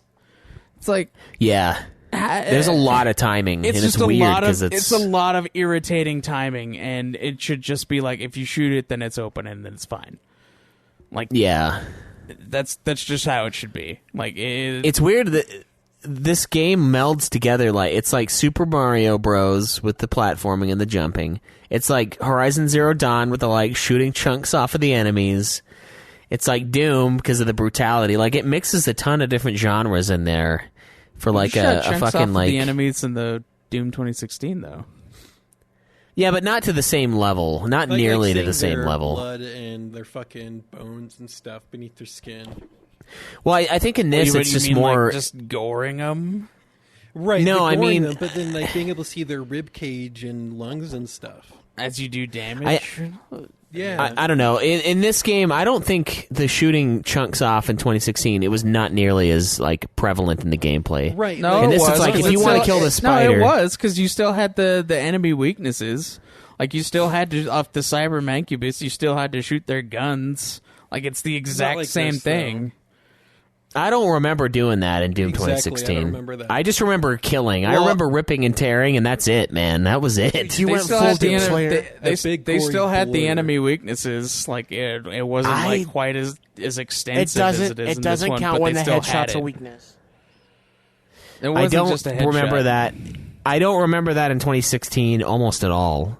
I mean, it's been a long time since I played it, but this game, that's why it feels like Horizon Zero Dawn to me is like, well, if you're going to kill this thing, you have to take out its weapon. You have to shoot the chunk off, and like, you can't fuck them with it, which is disappointing, but you have way better shit to fuck them with anyway. One in thing this that game. I'm really happy about is getting rid of the pistol. No one got time to fuck with that. I like the Yeah. pistol. Nah, it slowed it way too much. I was happy to start with the shotgun in this. They took away the pistol, which didn't have ammo, and they gave you almost infinite chainsaw this time, so you can always replenish your ammo. Yeah, I did chainsaw is like way that. more prevalent. Yeah, well, I barely used a chainsaw last time. Like, it was ridiculous. they in made 16. it in this one where you had to use Well, chainsaw you to have get your 'cause they give ammo you back. less ammo overall, and Right. there's no weapon to fall on when you're out of ammo. So they Yeah. gave you the chainsaw. It was- so you could always have ammo. So you could always be on the It go. was nice that like you would always have one because it would recharge itself at least for the first one, and that was really great.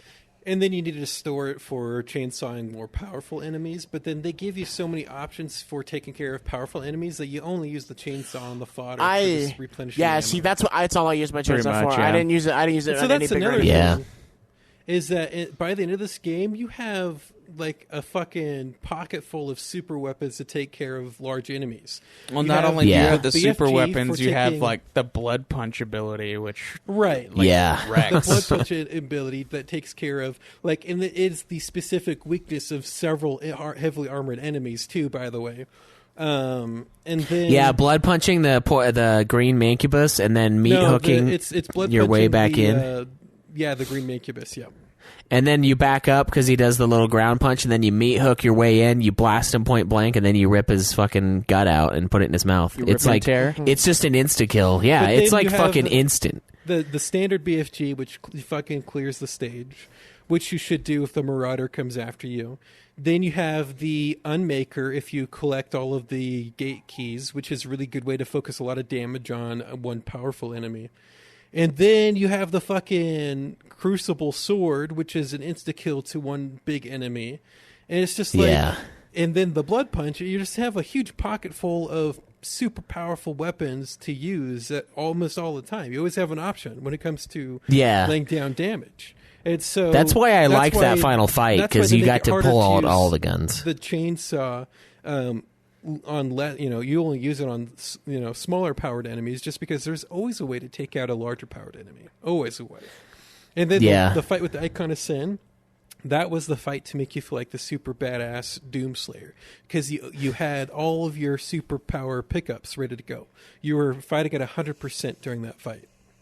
Yeah, and you're just running around. He does his AoE attacks. You whip out the sword. You start cutting the cacodemons in half. Like, you just... everyone's getting I cut think to pieces, and you just run around the has to map. be my favorite enemy type. Hands down, it's my favorite enemy type. He's such a bitch when you don't kill him, though. He'll fucking gnaw you Oh, like I know. he does a instantly. shitload of damage. Like, That's why you have to prioritize them, because you're like, oh, look at those fucking fat balloons we were Oh there. yeah, you So see you're like I have three time. of them coming at you, and then you just gotta I like have time. sticky Let me all go three of focus. them. No, I'm going to focus on some of these enemies because I have some time. And then you turn around and they're fucking gnawing your balls off. yeah. Oh, they're not. Dude, more it's than like that. 3 hits. It's like 3 hits to kill you, fully stacked on cacodemons fucking. are definitely much more dangerous in this version than in 2016. But then they gave you a cheesy way to get them. So Yeah. It's nice because then you prioritize. Oh, you got a man. big fight, and you're like, okay, cacodemon will heal me, and then when you're low, you'll just launch it up into his That reminds mouth. you something about kill him. the sounds in this game, but we have to wait till we get to the sound design. So we should probably fucking rate gameplay. I'm gonna give gameplay a 9. I'm detracting it for some of the clunky platforming and for the clunky maker boss fight, and that's it. Yep. That's exactly what I'm doing. I'm giving it a 9 for those exact reasons. Yeah, I was gonna do the exact same thing. All right, 9's exact same thing. I'm giving it a 10. I think it's fucking awesome. It does have a couple parts. It needs more polish. There are certain areas they didn't fucking polish it. They didn't make it ready to go, and that really makes me kind of mad. Otherwise, I think it's the best shooter gameplay that exists right now. It's so fast paced. It's so fucking brutal. It's so metal. I don't really like the platforming that much, but I didn't find it to be that much of a detractor. And honestly, it just makes it a playground in these areas because, like, you'll find this big arena, and you've got these little poles that you can swing around from, and like you're just like it's like beautiful, acrobatics with death everywhere. Like, it's just fucking. It's awesome. It's a playground of carnage, and it's. I didn't. Artist.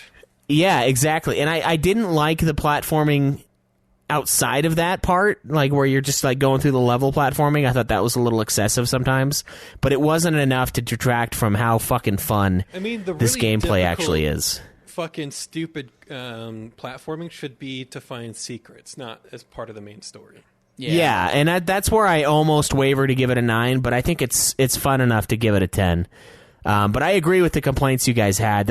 It's not perfect, but it's so good when it's good that I'm giving it a 10. It's so fucking Which is good. why I gave it a 9. I'm also giving it a 9 because playing on the difficulty we did on the very last level, right before you get to the Icon of Sin, there's an area where it's like a big like fuck fest of like zombies of demons.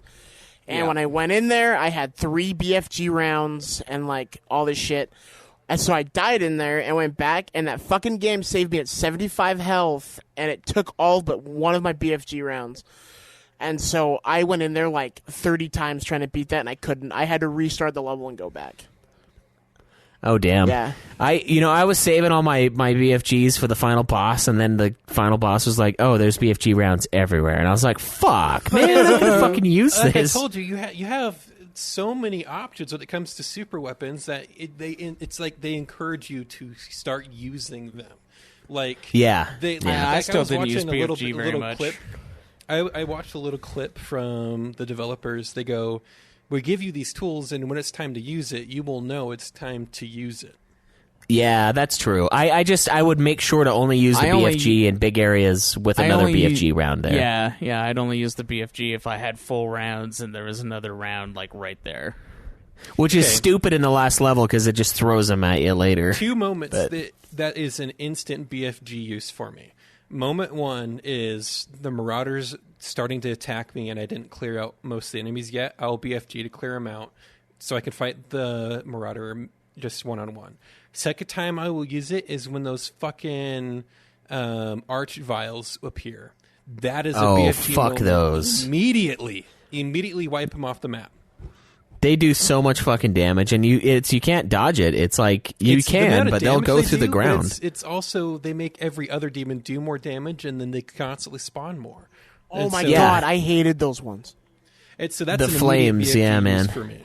And like you'll go to hide from them, like you do everything else, but the flames will just come up from the ground. It's so fucking cheap, dude.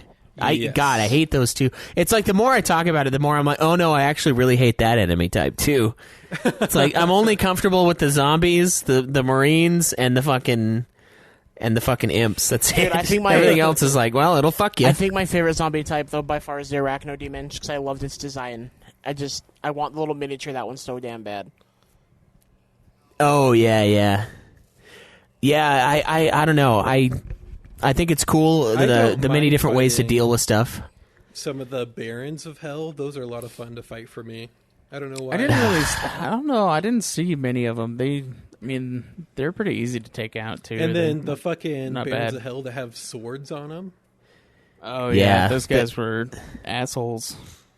I don't know. I thought it was fun. The only I hated the Archvile, and the Green Mancubus too was always something that would make me pause for a second. Yeah, I found a glitch involving the Archivile. The first time that you find him, like I went and killed him and everybody else around, but like he had just summoned like a group of dudes like right when I had killed him, and instead like they just stayed, and I couldn't kill him. That so happened to me I had too, to, like, and I was so fucking mad. I basically just died because I couldn't outrun him, like because it was like a marauder and then like a few other guys that just kept spawning dudes. Okay, the worst enemy, hands down, is that stupid shield generating one. The fat spider guys. The fat spider. Yeah, shields. they fuck your momentum up hard. You'll be flying through the air, and then there's this shield in the fucking air, and you're like, man, fuck, you're such a nuisance, you fat bastard. Yeah. Like, I hated they're those such guys. a nuisance, is what they are. They're not hard. They're just like cunts. You're like trying to just really weave annoying. and dive, and they just and you fucking can't like fly, and then you get gang banged once because I went down a hallway. And then a whole bunch of enemies followed me in. I was about to, dodge my way out, and then guess what? A fucking wall of shields in front of me. All of a sudden, I didn't have time to get out. Got to use that heat gun. I know. I was out of ammo, and I got fucked. Yeah, those guys are such an inconvenience. Every time it's like, God, you're such an asshole. Like you're just slowing me down. Like you're not stopping me. I mean, sometimes you will, but like mostly you're just making everything slower by being a dick. Right, and then being slower in this game is It's more a than death just sentence. Yeah. That is death. Yeah, I agree. But I fucking love it. I think it's great. I'm excited to go through and pick up all the extra stuff. I finished the last Slayer gate. I missed one of them, and I picked that up yesterday. And I haven't done never unlocked the Unmaker. No, I have it now. You can go level select after you're done. But I don't have the Unmaker yet. I have all the keys. I just haven't gone in and put them in. But Noob. I made sure to get all of those before I finished the game. I know. I don't know. I just sometimes I didn't get the fast travel, and then I like would accidentally come into my pants and get further in the story than I thought, and I wouldn't be able to go back. And I'm like, fuck. But yeah, I love this fucking game for gameplay. All right. So good. What about sound and music? Okay. Hands down, one of the best sounds in this game is when you headshot a demon. That little...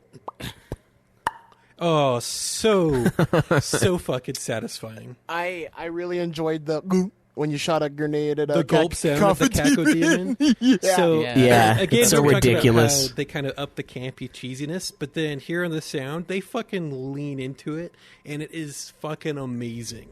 I fucking love the little quirky sounds and stupid things they put in there because it just, oh man, it's so perfect. I do love it when you headshot demons. That little sound is pretty satisfying. It's like And the little popping like those noises you pull moments out the Caco demon's eye. I like when they're like you like pull their eye out and their little hands are like flailing. They're just like, "Rah!" And you're just like, yeah, I did that. Their little arms. Yeah. Oh man! And then of course the music. Yes, it's a little bit less full on metal like the 2016 was, but man, does it still come through with the fucking Mongolian throat singing, chanting, and stuff like that. Did you watch the video on YouTube about like all that shit? Where they like they put an audition out for like a bunch of like metal like screaming singers, and they just like took all the applications and they brought like 20 of them in, and like it looks so rad, dude. Like, and they synthesized a fucking like lawnmower. Dude, he gave again. I don't think it was as good as the 2016 soundtrack, but he fucking went all out, man. Like he did. 2016's like got more intense the more you were doing stuff, and like it got really in your face. And this one felt more.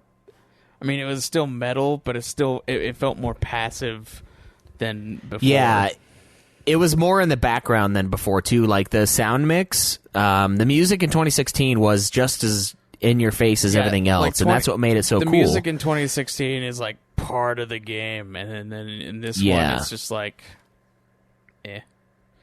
It's still bitching though. Like you'll hear BFG Division tear through as you're fucking ripping someone to pieces, and it's like, some sweet stuff. Like Cam loves the Gladiator fight song, like along while you're, fighting the Gladiator, just because like it does the rip and tear chant. But yeah, I think honestly they made it less of a focus, and you can tell that because the music is actually quieter. It's just as much of a focus as it was in the first one. Yeah, I'd agree with that as well. How the music builds during boss fights, and it does kind of match what's going on the screen. Like knowing what they did for the first, Doom 2016, and how they're matching it to the blast from your shotgun, and then how you're strafing back and forth. You could see those same elements in this game. I would say the music is different, but it's just as much as part of the gameplay as it was in the first Doom 2016. It might be. Yeah, but I don't think so. It just didn't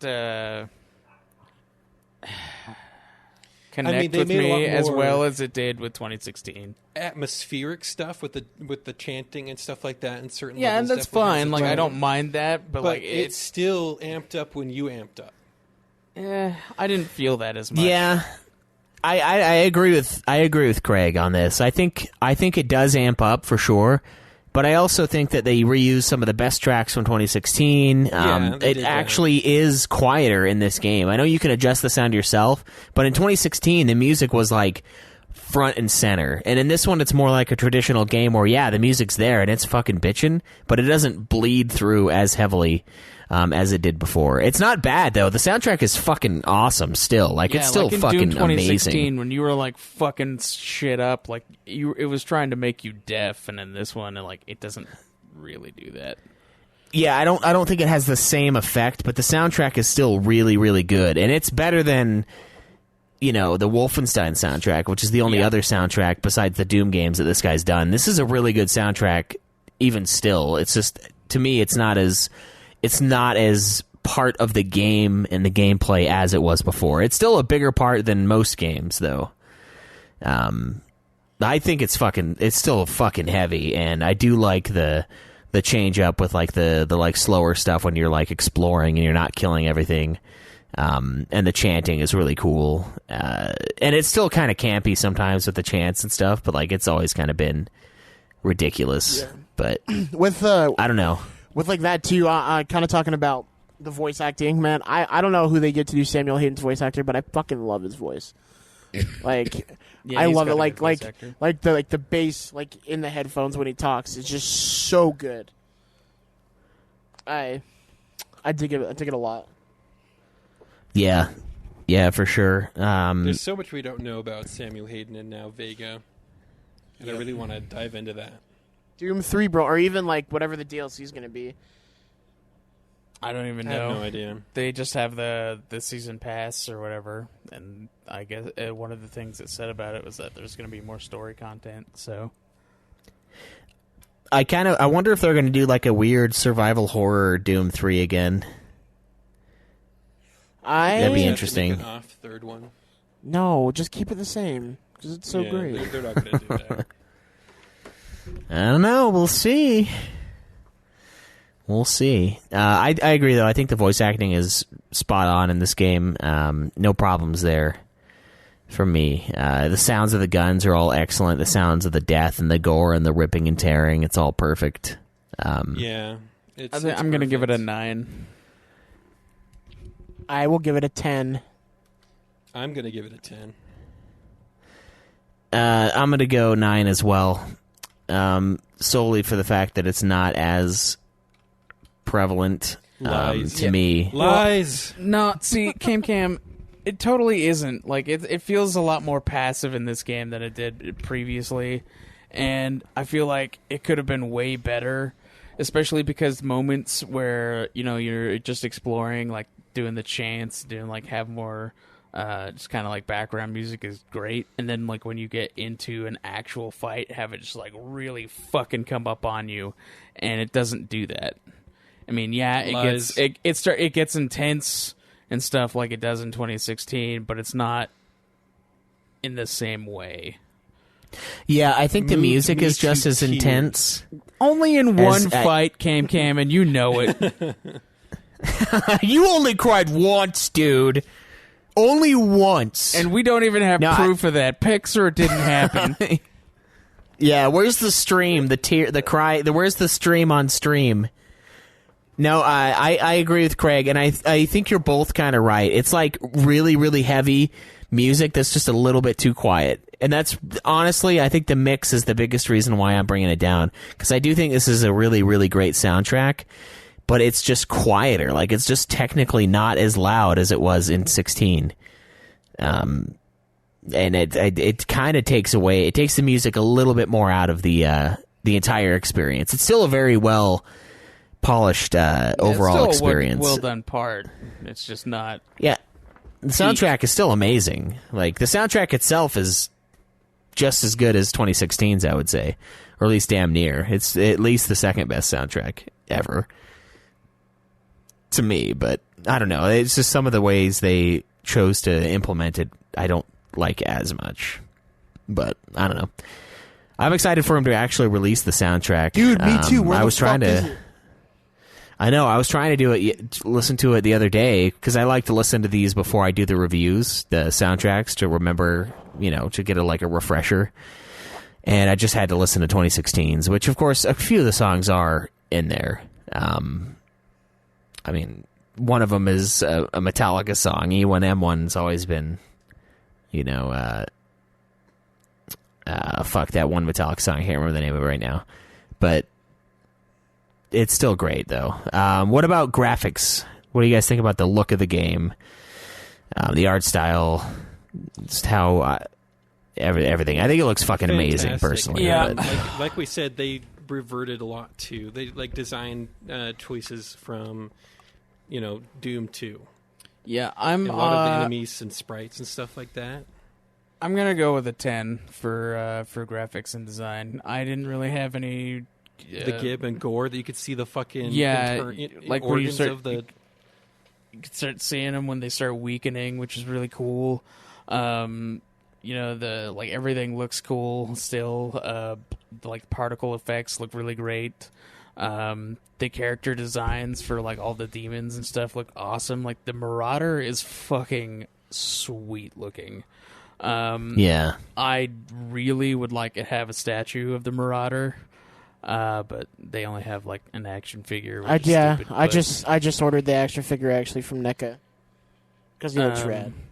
Isn't that McFarlane Toys that's doing that one? Oh, is it? Maybe you're right. It is McFarlane. You're right. I got the Doomslayer in the mail the other day, so I'm just waiting for the Marauder to release. Yeah, I'm also gonna give graphics a 10. Yeah, for all the same reasons. And then they just have those little Easter eggs, like the books on the shelf that we were talking about before, which is fucking funny and awesome.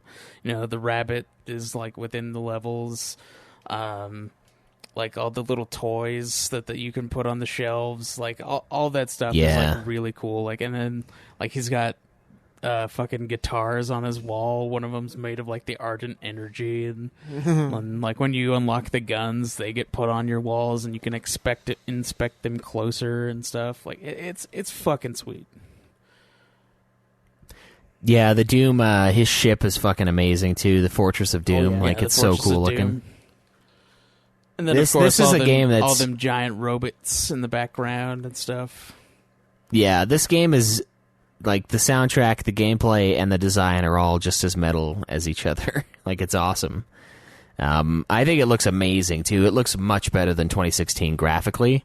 And I played 16 on the computer, it looks fucking way good on the PC, but this thing looked just as good on the PS4. So they really stepped up their game they also in had the last a lot 4 more years. Environments in this one than they did in Doom 2016. Because for the most part, Doom different 2016 worlds. was basically just Mars and, a little bit of hell. And that was basically all just kind of bland colors, brown and red and gray for the steel parts. But you got a lot more in this one. Because there's there's more places variety to visit. Yeah, definitely more variety, that's for sure. So they can kind of show off their graphical cacks. Graphical cacks, the cacodemons. Yeah, but no, I feel like every demon, you could they're obviously have demon aspects, but they all look different and they all have different functions, and it's just rad. They played with it so well. What about you, Cameron? What are you going to give graphics and design? It's going to get a 10 for me. I thoroughly enjoyed it. All right, very nice. 10s across the board for the first time in Doom Eternal's review. All right, the final, arguably the most important aspect of a video game. How likely are you to replay this video game? Have you already replayed it? Is the multiplayer fun enough to give you a replay? I feel like replayability is kind of where multiplayer lives. Because I want to put it in gameplay, but at the same time, I'm like, I'm not going to play Doom 2016 for the multiplayer. I'm going to play it for the single player. Right. And so if it's going to taint... Yeah, if it's going to taint a score, it's going to be replayability. Because you can only handle so much amazing badassery in one life. So the multiplayer, I think, is where I'm going to rate this thing. We didn't play very much. I didn't anyway. You guys definitely played more of it than I did. Just a handful of rounds. Yeah. Yeah. Did you guys get any of the multiplayer trophies? No. Maybe one. I've only played like one round. I'd have to check. I'm not sure. Yeah, I kind of don't like that they tied the platinum to multiplayer again, but it's like, well, whatever. But what do you guys think on replayability? How likely are you to replay this game? Have you already replayed certain sections, collectibles, I all have, that? Yes. because I'm going back to like 100% everything on the one save file. So I've already gone back to do that. I'm going to go with a 9. There's a lot of replay value for getting trophies, going back to play individual levels to get any collectibles that you missed. And then, of course, there's multiplayer, so there's a lot there. Outside of, after collecting all the, collectibles and stuff, I don't really feel like there's much reason to go back and do stuff outside of, replaying the game itself. So, I mean, that's why I'm docking a point. Yeah, I'm going to give replayability an 8 because there's definitely reasons to go back and replay it. The reason why I'm giving it an 8 is the multiplayer, while it is fun, there's only one thing you can do multiplayer-wise right now, and that will get old after a little bit. So I'm only going to give it an 8. I feel like with that, too, with mine, I was going to give it a 9 as well, going with the multiplayer, because they limit it to only 3 players to play online, whereas we are a foursome. And I don't know. I feel like they could have opened the option to have a 4 or 5 or even 6 player as, I feel like 4 demons versus 2 Doomslayers. They could have opened it up a better way, and they just didn't. I feel like a sweet mode that could happen would be survival mode. As a multiplayer game with up to 4 people and, 4 Doomslayers versus, hordes of zombies. Dude, kind of like in the demons. What's it called? The mode in ODST, in Halo ODST. Yeah. That's my fucking the favorite SWAT multiplayer. yeah. That would have been Yeah. sick. I could see something like that happening, and maybe they'll add more multiplayer stuff with the DLC. And, potential DLC is also potential replayability points. So. If this game would have had a mode like that, I would have hands down gave it a 10 for replayability. Because that kind of mode is my favorite. Yeah, I almost did anyway, but I agree with you guys. I think I'm going to give it a 9. I agree with most of you anyway. I think the multiplayer is, once again, kind of lacking. It seems like it'd be fun, but it seems like it'd be fun kind of like in a Dead by Daylight, let's get hammered and let's fuck around in this game. And then an hour or 2 hours later, you're like, okay, I think I'm done for the next year. It's fun and it's interesting, but it's not really great. The other one was Quake. 2016's was Quake. This one is nothing else but it. But I will probably play this game front to back again in the future. It's really fucking fun. I do want to go back and get the platinum. I've gone back to get some of the extras, the fights. And then another it's thing a lot. Multiplayer again. It's it's 3 people only, but it's 2v1. And that's not really a fun recipe for multiplayer, for the long term. Yeah, it's like a fun little thing, every once in a while, but it's not something that you keep coming back to. Kind of a multiplayer, which has been done. I mean, Last of Us multiplayer is a great example of a great single player game with an also really great online thing that keeps you coming back. And this one, it's I played it the one round or the 2 rounds or whatever, and I was like, it's kind of fun. I'd like to get better at it, but I don't think it's anything that I'm like, oh, this is what I want to do. It's not like this is going to be my game for a while. It's like, well, I might play it to get the trophies and just then put it away and just do the single player, which isn't a bad thing. That's a great thing for the campaign. And a lot of shooters are the exact opposite. They're all about multiplayer, and the single player is just like whatever. And this is different. That's been one of the strengths of this series since the reboot of 16, and it definitely continues on. So, final thoughts on Doom Eternal, Craig. I don't know. Pretty much what I've said already. It's a great game. There's like replay value to it. Soundtrack's not as great, I feel like, but just probably because of the mix, like Schweiz said. Yeah, it's fun. Awesome game, awesome gameplay. Soundtrack is brutal, and it's just fine. There are some issues with the polish, but I'm pretty sure they'll fix that going down the road. But definitely worth picking up and playing. There are some glitches, so be aware of that if you're buying it right now. Yeah. I think this is an incredible game. I think this is probably the best gameplay in a shooter, hands down, right now. It does slow it down sometimes with the more tactical approaches to things. But really, you still have to be really fast, because if you get hit while you're trying to snipe the chunks off, your aim will bounce a little and you'll miss. Right. So, it's still very fast, even when it is a little bit slowed down. Yeah, everything's got its own way of dealing with it, but that just adds to the carnage and the fun. This is the most fun game I played in a while. It took me a little bit to get into because it's different and the platforming is kind of weird, and there's some stuff that they did that doesn't really work as well for me. Soundtrack's still amazing. Not the best implementation. Looks great. Plays incredibly. It's just a playground. Every map design is just fun. It's okay, there's all these areas I can jump from and fly across these big expanses and recollect myself, and then pull out the fucking minigun with the add-on minigun chunks and just turn around and just fuck everything that's flying at me. It's just such a fucking blast. I want to play it again already. I think it's super fun. I want to play the endless life mode, or the mode where you have to collect lives when you die. Oh yeah. Try to get that trophy. I want to go back and make sweet love to this game. And most of that is the gameplay. The gameplay, it's beyond a 10 for me, honestly. It's just there's so much fun to be had. I think the best part about the Doom series, or at least this one, 2016 of this one, is you feel like you're the boss of the game, and you're just fucking shit up, man. It makes you feel powerful, and especially this last boss fight, with all the the super weapon ammo gives you, and all the ammo gives you, just wreck shit. You're just there, and you're the Doom Slayer. It's great. They did a good job. I'd definitely recommend picking it up, 100%.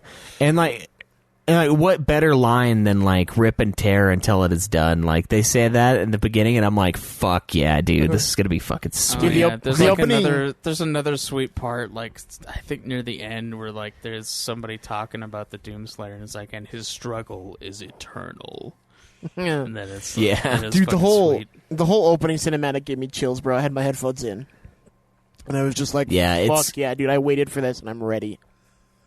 My body was ready, and it was not let down by this game. I felt like a virgin for the very first time. I was just Madonna, and Eternal just gave it to me good. Yeah, I think it's still the second to worst Doom game, but it's definitely the most fun to play. Which is a great sign for the series, because I think this is fucking amazing. But I do like 16 more. I do think I like Doom 1 and 2 more. I like this one more than Doom 3, I guess. But Doom 3 is weird and different kind of game. But which is all. It's a really good series though. It's a really impressive series of games. Honestly, the Dooms. But yeah, I would pick it up if I were you guys. So recap on the scores. Story: 6 from Craig, 7 from me, 8 from Zach, 7 from Cameron. Gameplay: 9s from everyone but me, and I gave it a 10. Sound and music: 9s from me and Craig, 10s from Cameron and Zach. Graphics and design, 10s across the board. Replayability, 9s for me, Craig, and Zach, and an 8 from Cameron for a combined score of 43 out of 50 from Craig, 45 out of 50 from me, 46 out of 50 from Zach, and 45 out of 50 from Cameron. A total of 179 out of 200, or 89.5, rounded up to 90 out of 100 for Doom Eternal. The PS4 score on Metacritic, 87 out of 100. No. So we highballed it just a touch. But man, it's a really great game. I still rank 16 a little bit above it, but I don't know. I have to replay that one again too, just to relive it. Just to really but compare. This is a great, yeah. This is a really great thing. By going back to 2016 is how new and fresh and just amazing it was. Yeah, the one thing that 2016, like when I played it, I bought it. I was like, yeah, I'll buy it, and I'll pick it up. And I picked it up, and like I played for about an hour, and then Joe came over, and I was like, dude, you have to fucking play this game, like. And I sat him down, and he played it for like an hour, and then he went out and he bought it like immediately. And I was like, it was just like well, maybe I'll play Doom 2016. And then I started, and I was like, holy fucking God, like what the fuck? They didn't announce this as like the second coming. Like what the? Why did I not buy this immediately? You know, and there's some of it that won't really come back. You're right, Cameron, with a replay. But like, God, going down the like fucking, you know, the elevator, and like Samuel Hayden's talking to you, and you're like wiping the carnage away, and you're just like going down the elevator, getting super pissed, breaking shit because you just woke up and there's zombies, and you know hell is broken loose again, and then you fucking E1M1 is just kicking in, and then the elevator door opens, and then your fucking shotgun cock lines up with the note and the song. It's like fuck. There's no coming back from that. It's just amazing from then on. It was just so fucking cool. And this game continues the fucking coolness of the series, so I definitely recommend it. It's definitely the best game I've played this year so far, so I'm excited to go back eventually and 100% this bad boy. So there you go, guys. I don't have anything else. You guys got any other final comments? We're good? Nope. No. Pick it up, play it, enjoy it. Yeah. Ditto. Yeah, get your violence rocks off in this fucking game. It's there. So that's going to be it for us this week, guys. Thank you so much for hanging out for our review of Doom Eternal, and we will see you guys again next week with a review again of The Witcher TV series. It's a little bit of a stretch, but since we all played and love Witcher 3, I guess it was like unspoken fact that we were going to review it, and then one day I was like, why are we reviewing this thing? Because technically it's based on the books, but like, I guess we could do it. And so we landed on yes. So that's what we're going to be doing next week. The games are just a continuation of the book, so really... Yeah, you guys are the only ones that have read the books. I haven't done that yet, so I don't know, but I think Witcher 3, we blew that game enough to justify reviewing the TV show that's kind of largely based on it, sort of, kind of. But so that's what we got next week, and then after that we will have. I think we could do Resi 3 after that. Ooh, let's do it. So Craig needs to pick up the show copy of that to join Zach and I for like a quasi Uber game. Unless Cameron wants to join, and then we can make it a legit Uber game. But that's kind of up to him. He's the only one here that was like, on Resi 2 remake, whereas everyone else was like beating their meat to it. So if you want to, Cameron, you can join, but you don't have to. But Zach and I, our game has been nominated. Oh, yes. So fucking excited. So excited for this. Pimp My Ride. Pimp My Ride. I'm not going to be available for that review because I am, in fact, going to cut my wrists. So. Yeah. Oh, wow. This is Zach's first game he might not like. He has to play. I feel hurt. Yeah. I feel betrayed by the viewers, really, is what I feel like. I feel like they Honestly, saw me, I like, thought they were stabbed gonna in an alley, pick and then they Optimus raped me. I did, too. It's just your hazing. Fuck. Everyone has it. So look, I'll read the back of the case here. Enter Pimp. I've already read it. It's okay. You guys have PS2s, Enter right? Pimp City, Yeah, I do. where bling is king and speed is everything. Roll with Exhibit. Fun hoopties. Turn hoopties. I don't know what that is. I don't know what that Into is either. Turners. Rip through the city. Ghost ride the whip. See, I don't know what any of that fucking even. I don't know what the fuck that is. Is that? I don't even know if that's English. I know they're English words, but it's not an English sentence as far as I know. So fuck yeah, dude. I might join for that just because. Oh my god. I've got this like sick obsession with howlongtobeat.com, the ultimate resource for our decision on do I really want to play this game or not? By deciding looking at how long it is. There is one submission for this game on howlongtobeat.com. How long? One. It's like 6 or it's 8 hours or less. I can't remember. It's like 6 to 8. Okay, that's doable. So I'm excited to play it just to put my time in there because there's something about having like the people must know the truth about these games they'll never play, and they must know if I did in fact want a 7-hour Pimp My Ride romp, I could pick it up. So like for me, it's a weird obsession with like no one's put a time down for this thing. I feel like it's my duty to play it and fucking record my game time so that the world knows something they didn't even ask. Jeez. Yeah, there's something wrong with my brain is basically what I'm getting at.